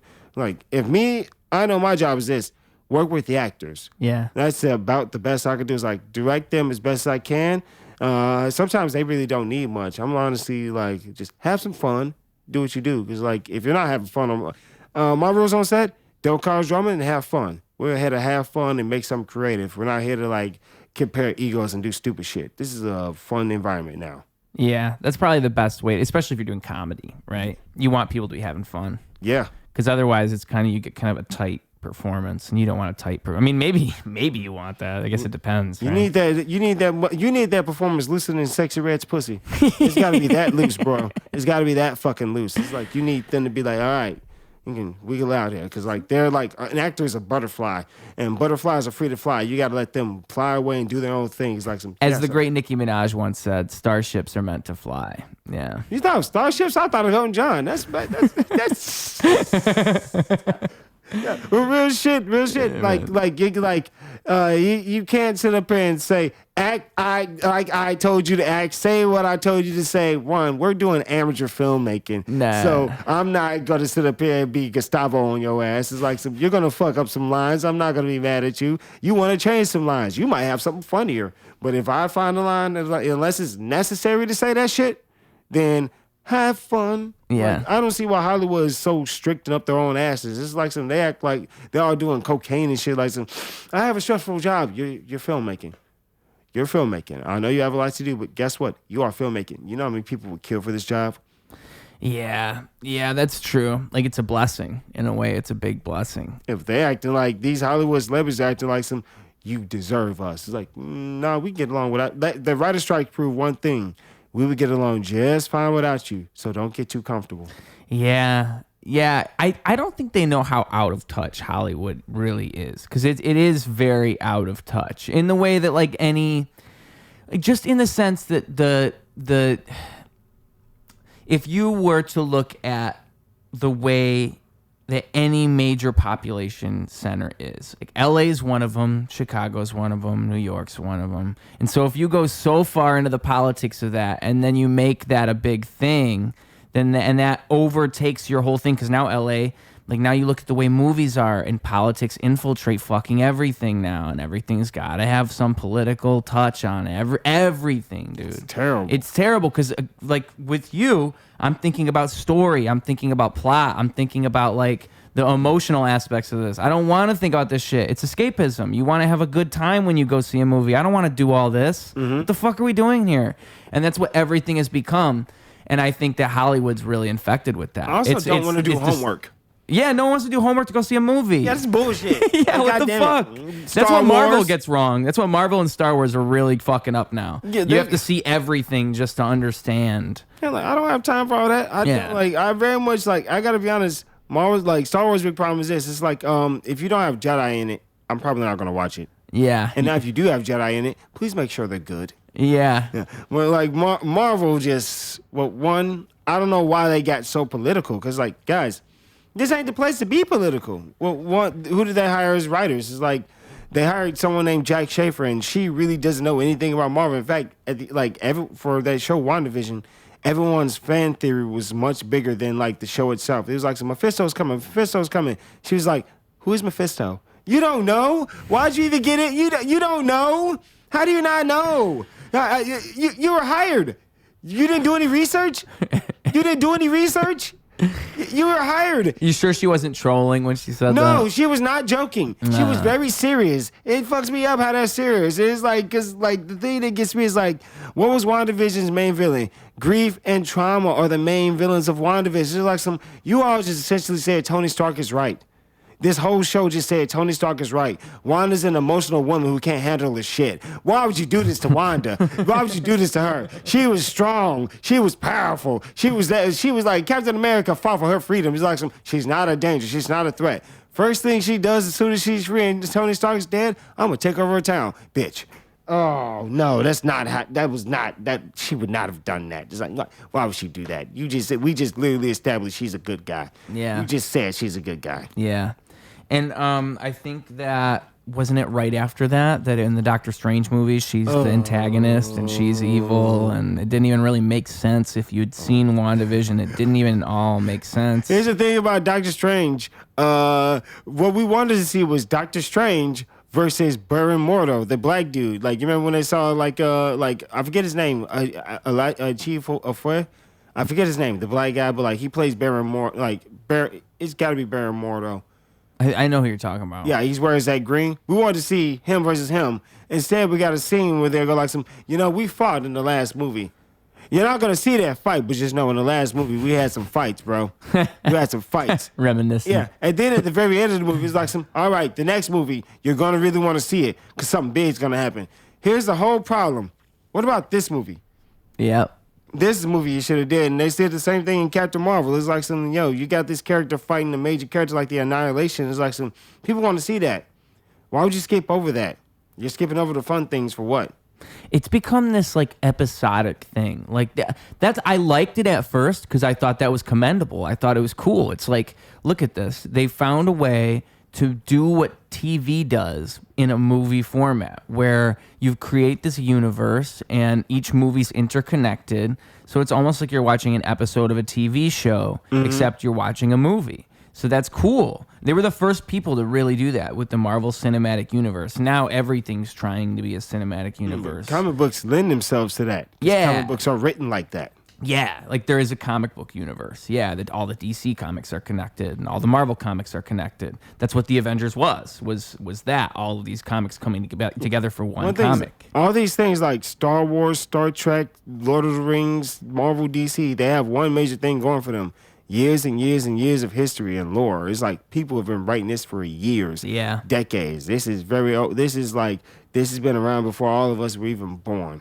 And that's what people are so excited about. It's like wow, all the things that we've seen over the years, they're being presented to us in the screen. That's what makes me so sad about the new Star Wars movies, is that they ended up just being like nostalgia bait more than anything, though. Like they really were just capitalizing on a lot of nostalgia for the most part. It wasn't writing a new Star Wars story to respect what the original stories were. Like, I mean, they fucking killed Harrison Ford's character right away. I didn't have a problem with them killing him. It's how they killed him. It was like why didn't he die in a blaze of glory? Yeah. It's kick ass. It just felt pointless. To me, it felt so fucking pointless. It's like, okay, and I figure it's just like for shock value. Like they were just trying to be shocking. And that's how a lot of these things end up being now. They just do things for shock value, not for like story value. Like, is that the way to respect that character? Like, how does that character die in a way that makes sense to this story?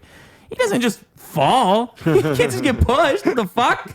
No. He got stabbed first, dude. Oh. Okay. And I mean, it's by his son. Whoa. What a bad father. No, honestly, here's a big problem.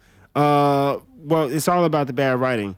Why is Luke Skywalker not in this movie, number one? 2, why is Leia not leading the New Republic? Yeah. 3, why is Han not the Admiral of the ships? 4, why have they not done well in this universe? Because like when the movie opens back up at The Force Awakens, it's like, well, that good ending at the last movie, that shit didn't mean nothing. They just did like a soft reboot type thing. Beyond reboot, they basically said everything in the last movies don't matter. Because once our heroes got the power, they fucked it up. They was like, we can't do nothing with it. Yeah.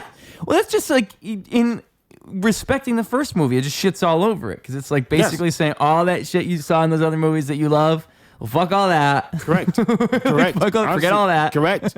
That's how it is. And that was another reason why I was like, everyone keeps saying The Last Jedi is worse, The Last Jedi is worse. No. The Force Awakens should not have, the people who wrote it should not have written it. People who edited it, no one ever stopped and said, hey, there was one man who did say, hey, JJ, you can't do this. Luke Skywalker, fucking Mark Hamill. He was like, you can't do this, dude. Yeah. He wouldn't act like this. And then JJ was like, sure, he wouldn't. He patted him on the head and let him go, say, go off and do your thing. It's like, dude. There's so many clips of Mark Hamill kind of shitting on the way that they treated Luke Skywalker. I'm sure. Have you seen him? Yeah, he should be mad. He should be very upset. His character got the worst of it, really. Yeah, because they turned him into somebody. A bitch. Yeah, a pussy. a beta male, a weak ass motherfucker who can't do nothing for himself. Oh, the Jedi are so terrible. And we're talking about Luke fucking Skywalker, dude. Yeah, this Luke Skywalker, like the most badass motherfucker ever, turns into like this I'm guy. thinking of Anakin. I'm sorry. Are you an angel? Wait, I'm sorry. Remember when Anakin first got introduced? Are you an angel? What? An angel. Like, that was the most pimping scene I ever seen. He's 9 years old, girl, like some, damn, girl, you fine. Sorry, that was pretty high. Good job, George. Like, damn, girl, you fine. But yeah, Luke is the most badass. Like, sorry. I mean, I don't know. Anakin almost does top him now that I think about it. If we're including the prequels, then Anakin tops him in badassery. Anakin was kind of on another level. Anakin's a pimp. But Luke is the man's, though. Luke is the man's, though. Luke is like the perfect example of like, you know, he's fucking a good guy. He's a good guy. Yeah, he's Darth Vader's son, but somehow he's like, you know what? Fuck you, Dad. Like, I'm still gonna be a good guy. I don't want to join you. Fuck the rebel you. son is actually a good guy. Yeah, and that's why he's so amazing. Is that he's Darth Vader's son? He's got those evil genes, you know. Well, beyond that, it's more about the fact that he could have been just like his father, but he's like, no, I'm gonna resist it. And it's like, honestly, that's what people like about their heroes. People like good tales of good and evil. Because guess what? There are going to be times where you're going to be questions. Are you going to do good or are you going to do evil?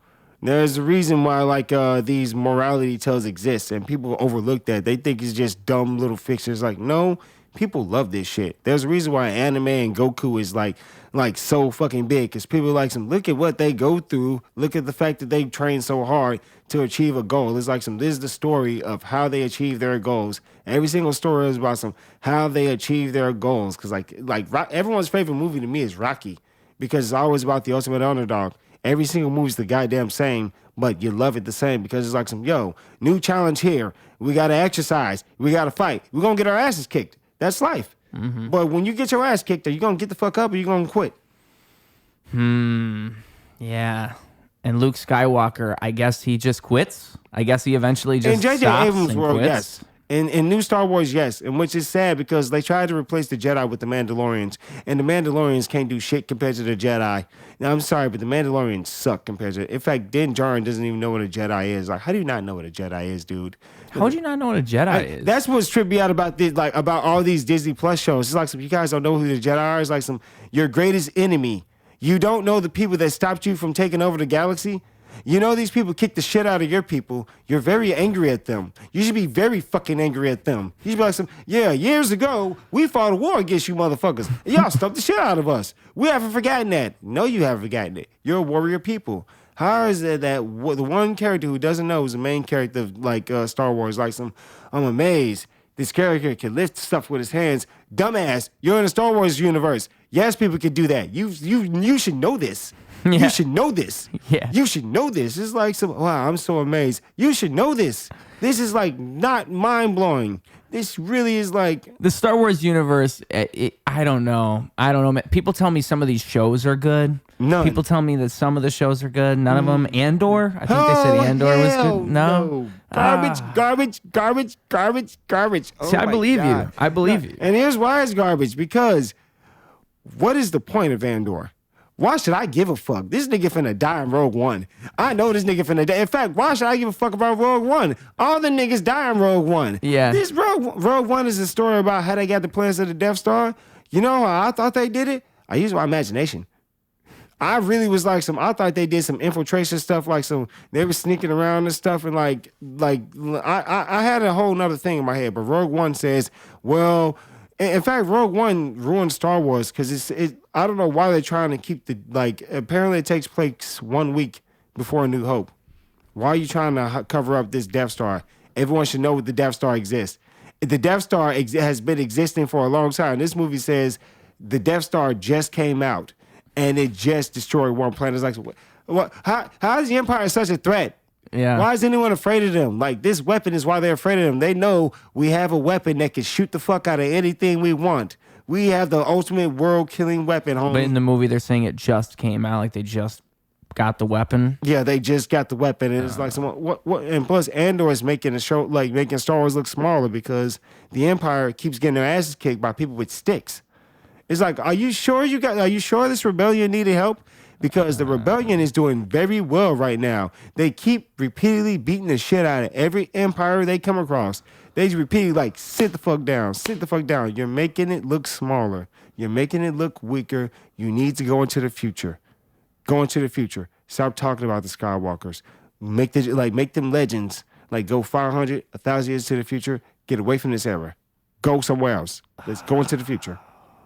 That makes sense. Yeah. Like, stop doing that. It kind of reminds me again of Game of Thrones, where it's like they're trying to do a prequel now, but it's like you guys fucked up the ending of the show. So for you to do a prequel, That's pretty funny.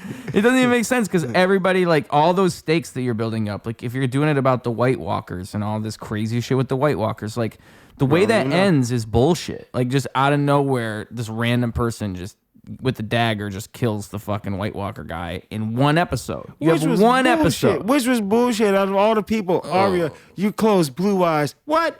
Arya's not the one to do this. What the fuck? You know what? And like, did you see the behind the scenes thing, like where they're talking about why they chose her? Like, have you seen that? No, I haven't. Why did they choose her? Oh my God, dude, it's the stupidest shit ever because they're literally saying, well, you know, everybody wanted it to be Jon Snow, but we wanted to be subversive and like do something you different. guys suck, man. Come on. Like literally, God, it was so stupid. It's that stupid reasoning. We wanted to surprise you. We wanted it to be shocking. You surprised us and it sucked. Yeah. You surprised us and it sucked. God damn it. And they're not fucking. The problem is they're not George R.R. Martin. George R.R. Martin, maybe he told them, like maybe in that scenario I told you, where it's like he gave them cliff notes. Maybe he actually said that. Maybe he said it's going to be Arya Stark who stabs him.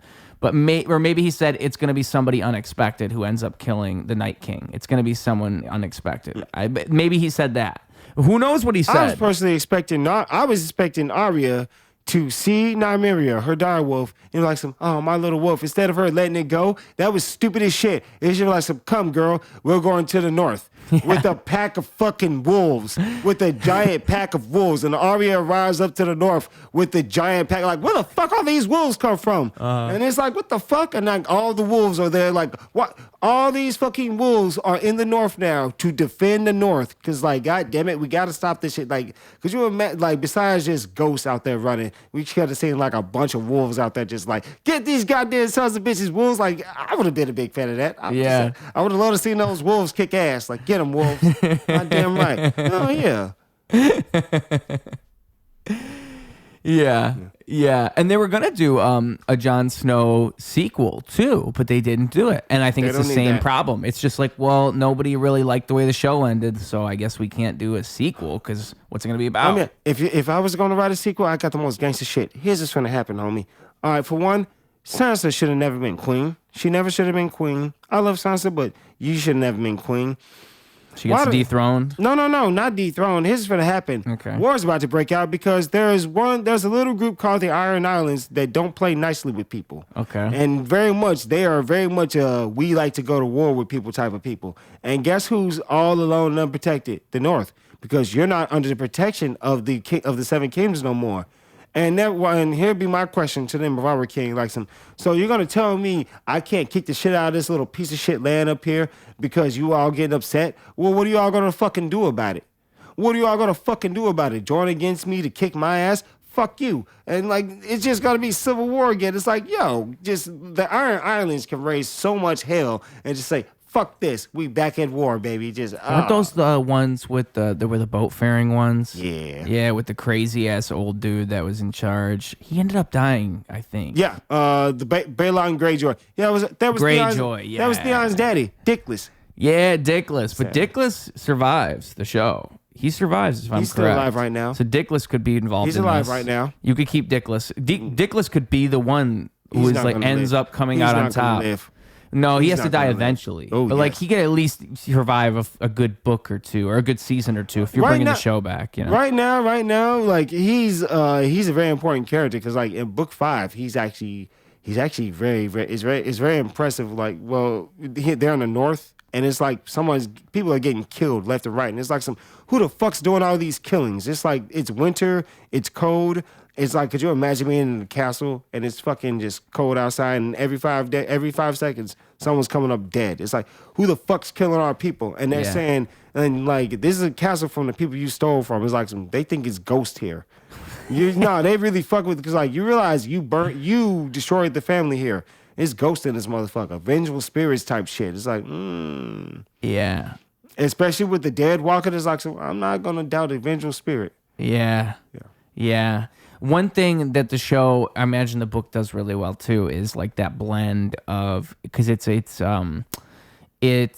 obviously it's like swords and they're fighting with all that shit, but it's not like necessarily magical, but you also got dragons and then you got little hints of magic and all of that throughout the story. Like George R. R. Martin never leaned too far into that as far as I know, right? Like he was trying, like, every book gets more magical because like, Yeah. the first book is all practical and like everything, but the second book, like, it gets more magical because like there is deep magic going on. He's like, Yep. I think that's the most upsetting thing. Like, how does his magic work? Because like if he doesn't finish the books, it's like we really won't know how this magic works. That's the main thing. It's like, how is this world gonna end? Because like the magic has something to do with it. Daenerys matters because she has the dragons.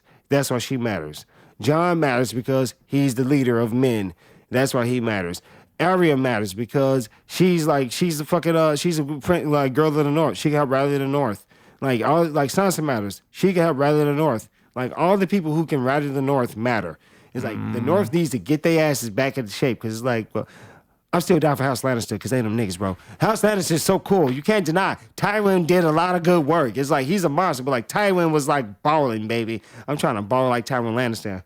he was probably my favorite character. He was, boy, Tywin was the realest. He's a monster though, Yeah. and a hypocrite, but still. Yeah, baller. but you balla, just straight up balla. Like Yeah. as a rapper, he's got rapper energy all the way. If he dropped a tape, everybody would buy it. He's gonna call it the golden bars. Oh, drop these golden bars. Any man who must say I am king is no true king. Bar. Bars. The cover is just somebody's dad on a stick or something, you know. Like motherfucker's crazy, dude. That motherfucker's crazy. Probably him on the toilet being shot. No. Yeah. Yeah. I'm trying to think of that was probably my last favorite moment of the show. Was right there. Well, you didn't like and I the imagine fight? it was still following the book pretty well, like with the whole thing with Tyrion having his The trial. What the trial happened? Yeah. Yep. Yeah. Oberyn Martell. That was a great fight.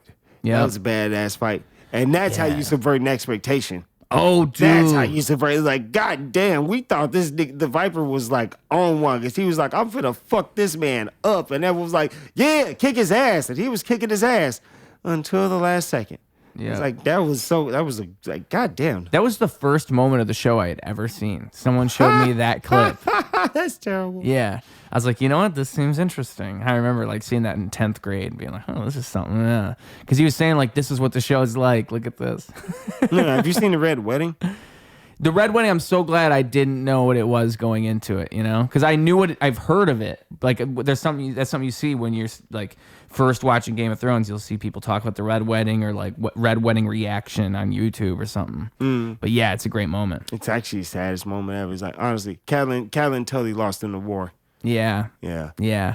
It's, again, like what I was saying to you before we started recording about how it's based on a lot of history. Like that's the type of shit I'm sure he would see when he's learning about history, when he's doing his homework. Like that's probably the type of shit that goes down is betrayals like that. Like in the story, it's, oh, hey, you can go through this bridge. You just have to marry this daughter. Right. And then he's thinking, okay, well, I'm going to marry this girl. Why does the marriage and- pact matter? Yeah, and then I'll just fucking forget about it after. But this guy knows he's gonna do that shit, so he's like, "Fuck you, I'm gonna kill you, guy." That is how it goes in the real world. Have you read Marriage a History? It's by Stephanie Kuntz. No, that name sounds really familiar though. Well, she's I think she's big shot. She's smart as a motherfucker, give you that much. But in this book, honestly, it just goes through the reason why marriage is happening, or like the history of marriage. And it goes into like dating and relationship. And like a lot of the past, like let's say you had land and I had land and I needed someone to get my back. You had a sister or a daughter. I'm marrying your sister or daughter. So that way, when I'm attacked, you got my back.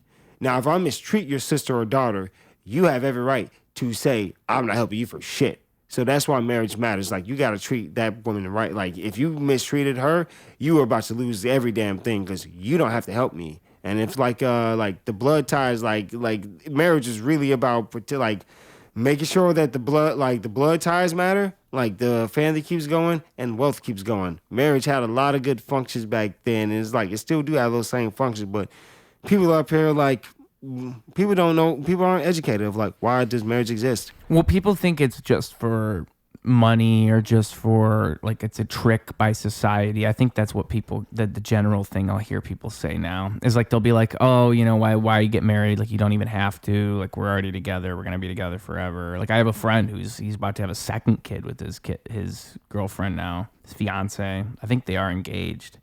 But like the way that he looks at it is like once they get married, it's all scam anyway. That's what he says to me. I can feel him on that. But like thing is like people like haven't educated themselves as much. Like I can easily say this: there's a lot of people on like podcasts who are like, I'm against marriage. Dude, you're 23. Yeah. Shut the fuck up. You don't know anything about life. Yeah. I'm not pro-marriage. I'm not anti-marriage. I think that we have a lot of people trying to give advice and they can't even get their own fucking life together. So yeah, there's not really a right or wrong. I mean, like marriage means a lot more than just like really a marriage generally is like it's a statement to that other person that you're not going anywhere. That's really what it means a lot of the time. You know, like it's like saying, "Hey, I'm gonna stick around." I can't leave. This says we can't leave, and it's like, oh, that's a bitch. It is different though. That is a bitch. Yeah. When someone says wife, it sounds different than girlfriend. Yeah. And I think a lot of people like now more than ever are afraid of commitment to things. Oh, yeah. Yeah. Like that idea of committing, like people don't even want to say they're dating a lot of time. Like, oh, I don't want to put a label on things. You'll hear people say shit like that. It's like those people, how are you ever going to get fucking married, you know? I'm not even expecting to get married. I'm just expecting to just have a baby mama. Yeah. Yeah. I really don't see any problem with that. Like, yeah, I knocked her up. She's a good woman. Yeah. She's a good woman. What's your ideal baby mama? Her name is Juicyana. Yeah. Tell me about her. She's Italian and Brazilian for some odd reason. Really? I'm fucking with you. I don't have. I mean, like, hey, man, I've heard of this Juicyana. No, I've heard of this woman. No. I can't just say this. Like, physically, be alive. That would help. That would be very good. That'd be a good one. Really, you should be on my team. You should have my back. You should very much have my back. Almost like I want to say Bonnie and Clyde, but Clyde couldn't get erections. I don't like that. No, I need a better one then. Yeah, not like Cleopatra and Mark Antony. No. Like Ares and Aphrodite. Perfect. Yeah. Oh God, we're gonna kill each other. Hey, man. That's the perfect love. I hate you, bitch. That's my type of girl. Yeah. Oh my God. If she tries to stab me, that's love. No. That's my type. That's my type. She got to try to kill me in my sleep 4 times, homie. Yeah. I wake up, I'm about to die. I'm like, shit, I knew you were the one. It was you all along. Oh my God. Oh, you wake up, she's on top of you with a knife at your throat. You ever leave me, nigga? Oh my God. Just propose right there. I heard somebody had to go through that once. It's like, Nick, that's not funny, but it's like, the idea of it is like, Jesus Christ. Yeah, it is a funny scenario. In retrospect, it's funny. But being in the moment is not funny. No. You don't want to be that guy. That's not fun. That'd be a nightmare. That would be. Like, especially if you, like, didn't see it coming. You know, you didn't get the signs that she was crazy, you know, and then she was fucking... That's another big problem. Why, like, people love biology and people love physics, but they don't like chemistry. Okay, expand on that. Like, basically, physics is like you're hot, or I'm hot. They're getting physical, and that leads to biology, which is cute. But did you even stop and see, do you have anything in common with this person? Right. No chemistry. Yeah, you two don't get along, do you? It's great you guys like to have sex a lot, but here's the thing. Maybe you two, instead of making a baby, you should protect yourselves and not make a baby, because I don't want to deal with that little bit. You two aren't even together, and I got to deal with a little bastard. I don't even like the little son of a bitch. You two don't even like each other, and you're making a little bastard. You should make a baby with someone you at least like. Yeah. You're like, I at least like you enough to not push you out the car. Yes. I like you enough to not drown you. It's really what it goes like. No, a real relationship is always going to come down to, I want to kill you. Opposites attract, though. Yeah. Well, I just think that's how it is. Like, I don't kill you because I love you so much. Yeah, I could kill the shit out of you, but like if it wasn't legal, if it wasn't illegal in all 50 states, no.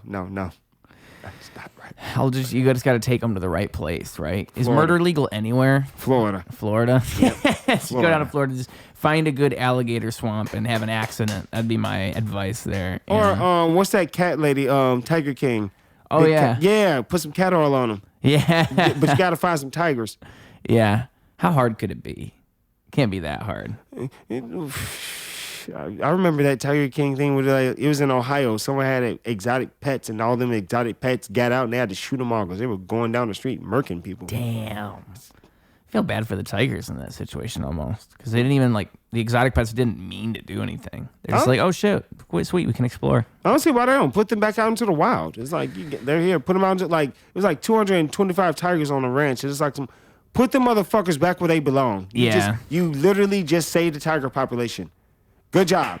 Put them where they belong. I don't know. Maybe it's one of those things where once it's domesticated for so long, you can't just put it back in the wild.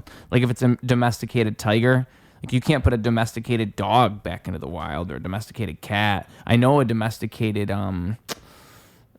that was what they went through that squirrel that got shot or something like that. Squirrel that got shot. Wait, a squirrel got shot. Yeah. Wait, what squirrel got shot? You know how that squirrel got murked in New York? You didn't hear about this? It was I wanted to say Hammy the squirrel, but that's the movie Over the Hedge. But it was some squirrel, it was a big thing. It was right before the election, and I remember they was being politicized, but it was the police came in New York and they took the guy's squirrel because there was some type of complaint, and it was a popular squirrel on TikTok, and they just killed it. They killed the squirrel. That's so evil. Yeah. That's so evil. That's so evil. That sounds evil. He's popular on TikTok. Fuck this squirrel, nigga. Yeah. It sounds like somebody was jealous as hell. Yeah. Some other raccoon fucking called him in. I did. That's what oh, sorry. Yeah. Imagine that phone call. Well, who did you say? What did you say? What? Rocky. When Bulwark comes in, Rocky, no, they killed my friend Rocky.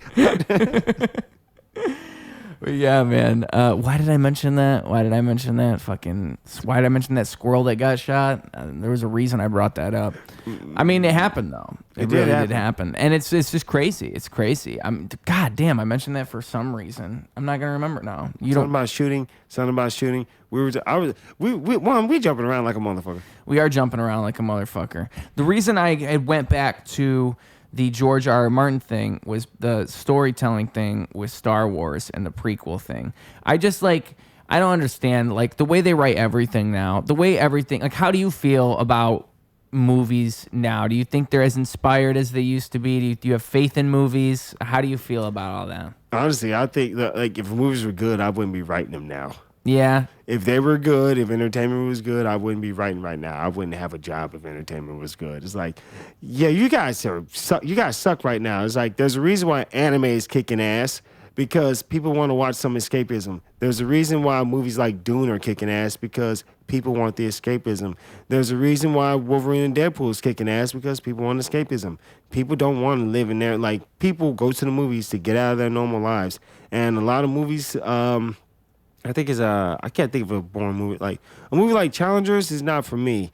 I can see how someone would enjoy it, but it's that seems more for, well, shit, I don't know who that's for, but somebody's going to go see it. If they enjoy it, that's good. But I particularly wouldn't go see movies like that because it's just not interesting. When it's about someone's personal life, I get pretty bored. But when it's where we going? What you going to show me different? What are you going to do different? Yeah. I like to see that. Yeah, the guy who directed those Dune movies, he's getting a lot more Denis attention Villeneuve. now. Yeah, is that how you pronounce it? Denis Villeneuve. He's very good. He's very good. He's one of those people who gives me more faith in modern filmmaking. There's a few people like that. Him, Robert Eggers. Have you seen Arrival? Yes. Arrival's really Denis Villeneuve was Arrival. Yup. That one's I think that might have been the first. No, because he was doing other sci-fi-ish stuff before. But that was a really good movie. That movie was it was so good because it's a movie about an alien invasion, but it's really not. That's really not what the movie's about.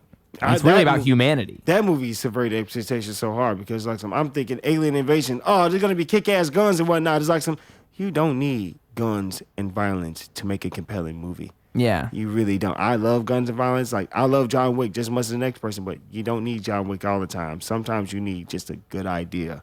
Yeah. But you still do need the John Wicks. You just need those, like, because people really, really, really love that. Like, there's a dangerous mission going on. We got to get out there and do something. It's just action-based. There's a movie you mentioned, you said, like, before you mentioned Denis Villeneuve, crap, I forgot what I was going to say. Oh, well, it's probably not that important. Well, you know what? I remembered what it was from before, the fucking squirrel thing, dude. Yeah. It was because if you if you released that domesticated squirrel into the wild, it would actually die. It wouldn't do well because its behavior is different than the non-domesticated. Yeah. Like it would. I think domesticated squirrels, you know, they're timid. They're just hanging out. Whereas like a non-domesticated squirrel is fucking fighting for its life out there, bro. They scrap and shit. You know what it is, man? Oh, it's like a real nigga squirrel. Like, oh, wow. Street squirrel. Oh, my God. Imagine a domesticated squirrel trying to, like, make it in the woods. Like, hey, fellas, what's going on? What you doing here, bitch? Literally, bro.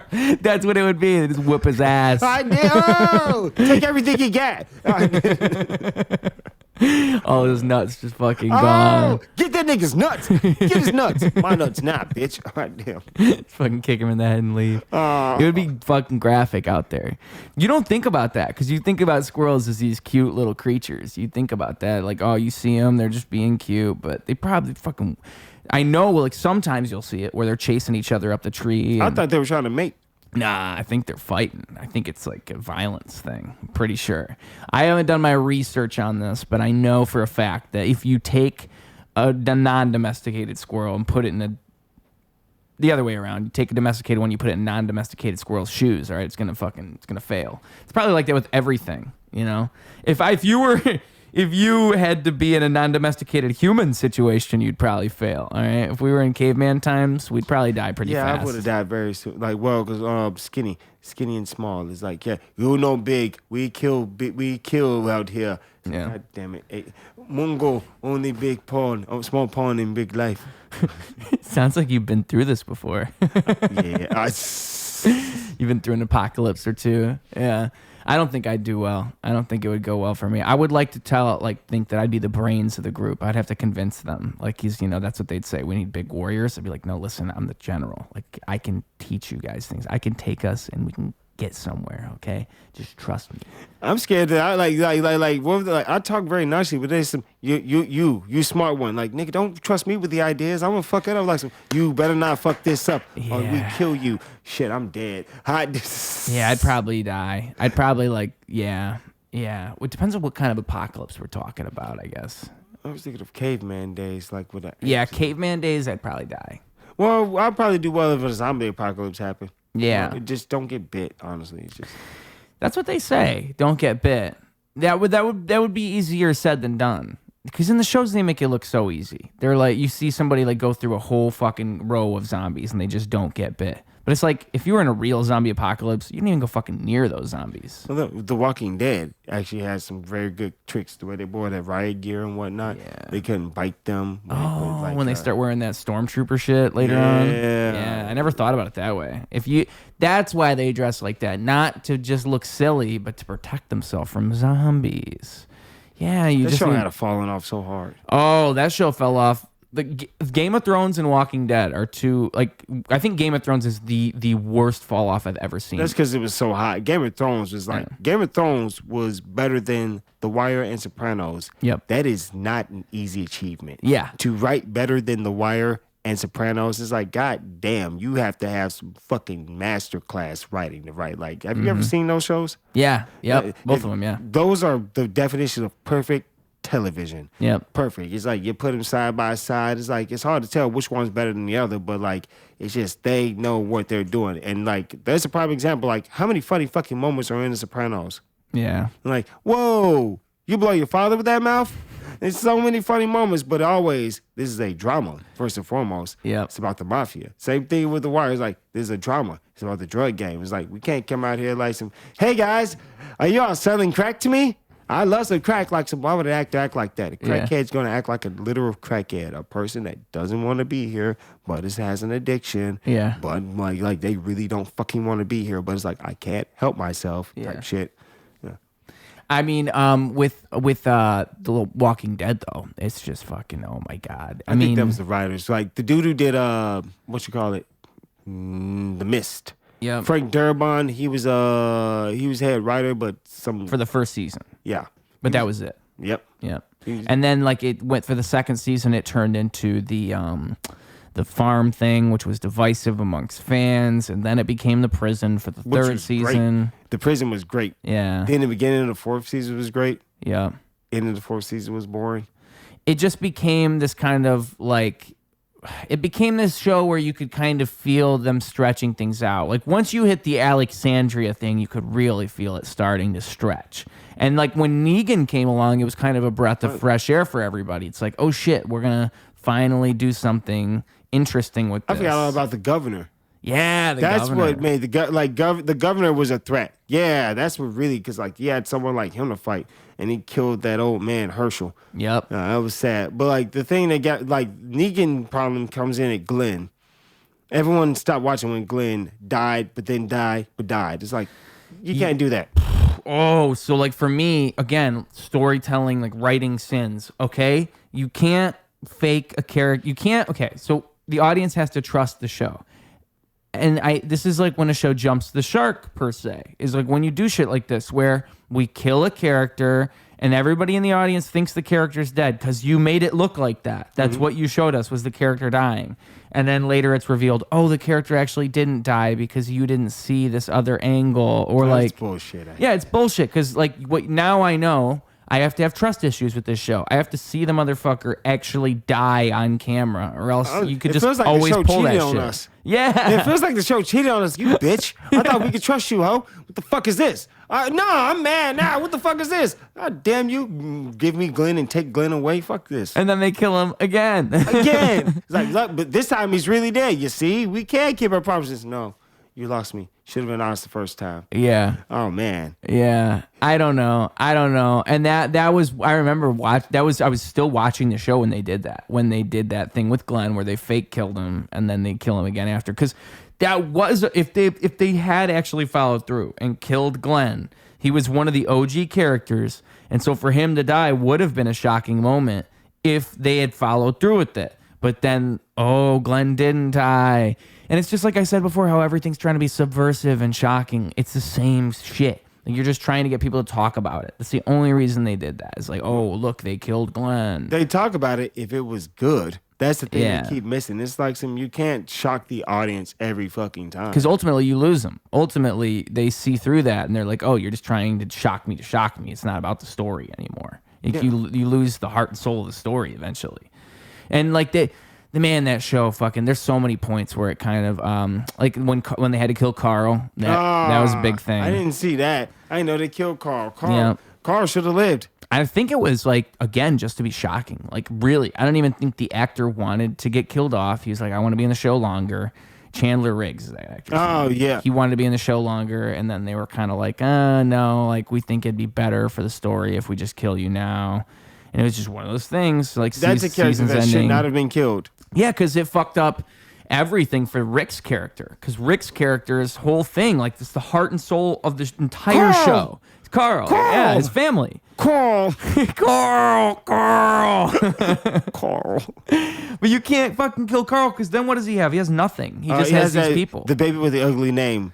Yeah. Judith. Yeah, Judith. Judith. Why you name that baby that? That's an ugly ass name. Judith. Yeah. Not Judy. Judith. Hey, man. That sounds like the name of a hurricane.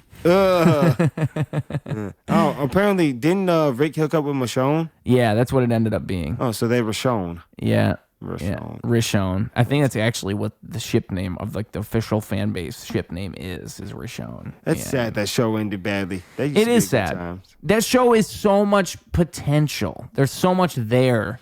And again, I think it became, we don't want to follow what the comic book's doing. We want to do our own thing. And the more and more they did that, the less and less it was like The Walking Dead that we all. Well, how much creative control did Kirkman have over that one? Like, it's like it looks like Robert Kirkman has a lot of control over. Not the show, I don't think. His new show, Invincible. He feels like he has a lot more control over that. Oh, I didn't know that was him. Oh yeah, that's him. He's Invincible. Really? He did Invincible. He has a book called Outcast. I think they turned that into a show, but I haven't finished it. But Outcast is very good. But Invincible is one of his books. Walking Dead. Robert Kirkman is a baller ass writer. I didn't know that. I had no idea. He's fucking actually really good. It's like read it. It's like this guy's not a joke. He knows what the fuck he's doing. Does he do the art for his shit too? I don't think he does the art. He always has another artist. But writing wise, it's like, yeah. I'm just surprised. I never would have thought of him. Like you? Yeah. You? Yeah. You don't look like it. You don't look like it. You don't look like it. But you the writer. You the writer. Yeah. And like that's a lot of writing too. If he's probably done that for a long time. Because if the Walking Dead comic like that, what started 2008 maybe? Invincible must be newer. I forget. I have no idea how, but I just noticed like somehow he got into a car. He had a ride with some dude who was like a big wig at Image Comics, and he had a conversation with him in that car, and that was like the single conversation that changed his life. I forgot who exactly it was. It wasn't McFarlane, but it was someone at Image Comics. But I've always been a big fan of Image Comics because they know how to produce like. Unlike Marvel and DC, they produce mature content, and I like that about them. It's like, and plus, you recycle the superheroes over and over again. That's fun, but I like a good story about some. What else do writers see that's beyond the Marvel and DC world? Yeah, like for graphic novels. Yeah. Yeah, what else could you do? Zombies, The Walking Dead. Well, have you ever heard of Saga? Mm-mm. Brian K. Vaughan has this one called Saga. Very good. Like that one, not Robert Kirkman, what's my dude? His name ain't Robert. Damn it. Jonathan Hickman. He wrote East of West. He has a few good ones. I like Frank Miller's old ones. Like I like Ronin. Just those are good comics. Yeah. Yeah. And what are they about though? Like what kind of stuff? Just usually they're like sci-fi, or mainly all sci-fi. Yeah. It's like what's the world like off Earth? It's like this isn't really Earth, or if it is Earth, it's a different type of Earth. This is a different type of world. We're not on the planet Earth anymore. We're in a different timeline, a different world, a different space. It's like we're somewhere else. It's like we're not. Forget about your problems. You're here now. In a galaxy far, far away. Honestly, yes. I gotta pee real quick. Do we have any other things you wanted to make sure to bring up here? I mean, we can keep going. It's up to you. I think I've got my fill of a good conversation. We could probably have another one soon. Oh, look at that, guys. He'll return to the show sometime soon. We never even introduced you. This is the infamous Shawn Shaw up in his house right here. Like I had this whole thing planned because usually I do a 3, 2, 1. Hello and welcome to Ruse Radio. We have a very special guest. Special guest, please introduce yourself. That's what I usually say. But this time I was going to be able to say we have a very infamous guest. I was so excited I was going to do it, and then we never did it. You just like this up and put it at the beginning.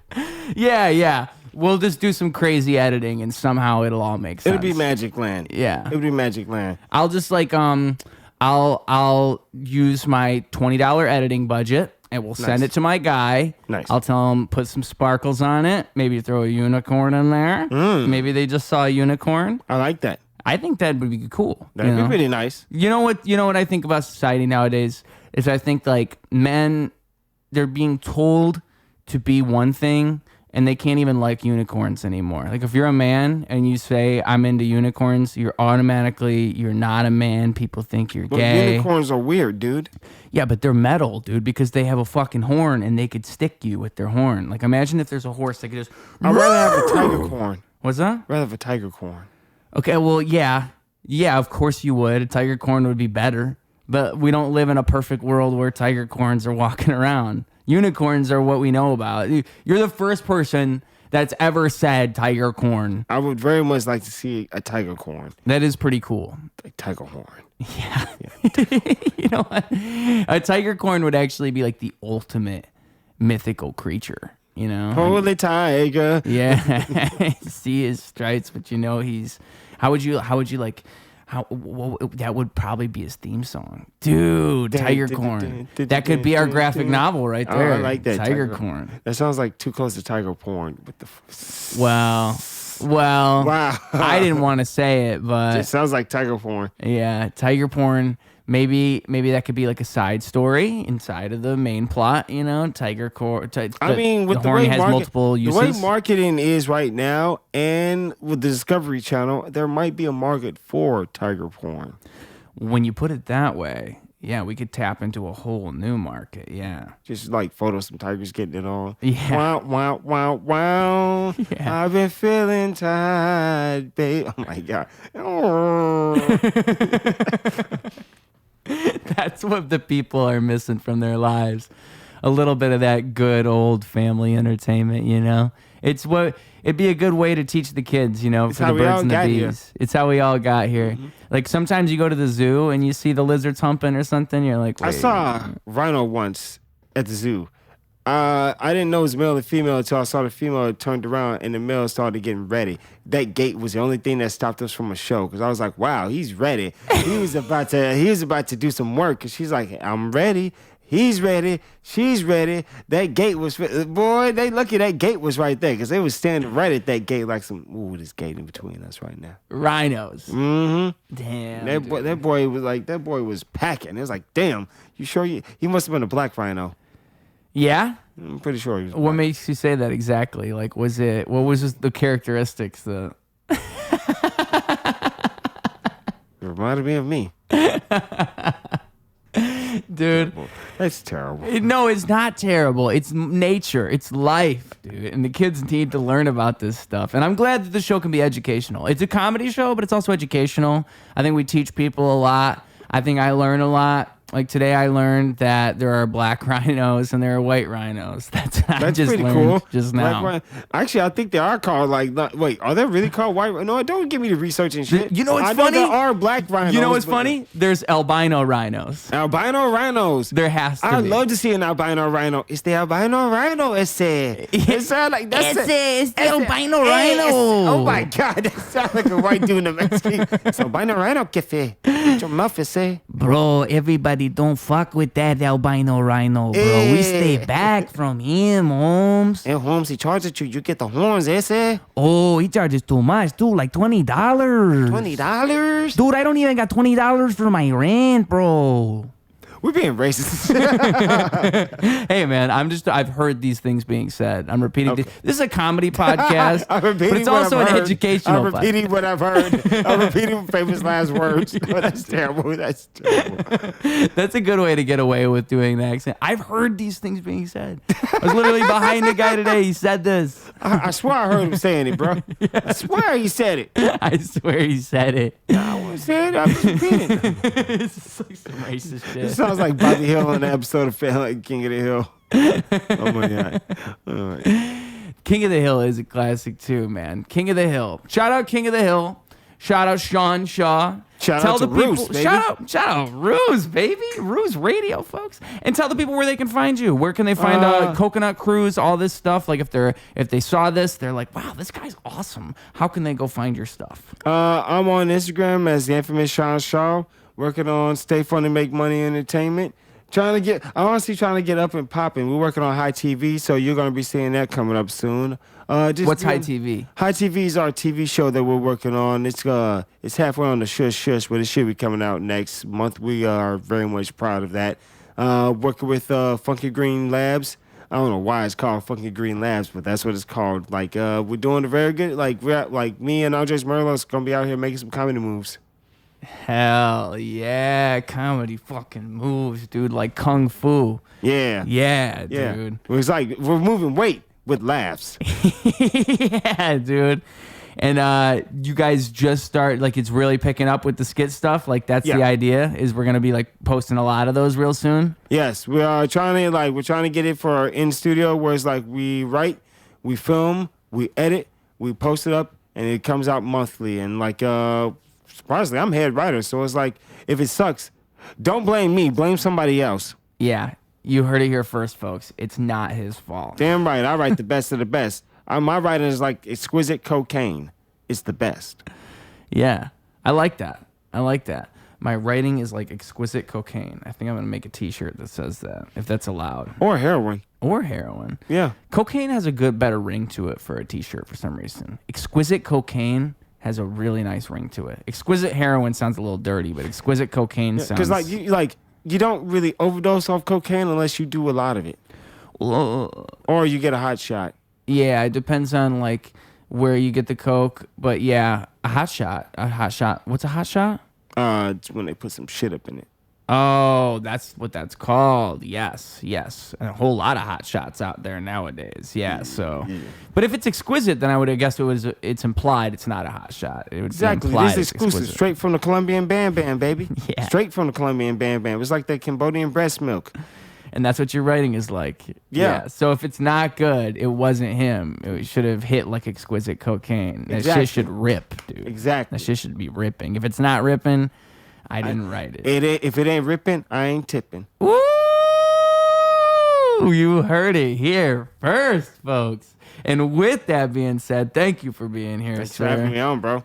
All right. Sorry for being on Colored People Time. Oh, hey, you know what? I know what it's like. I'm a little colored myself. My God.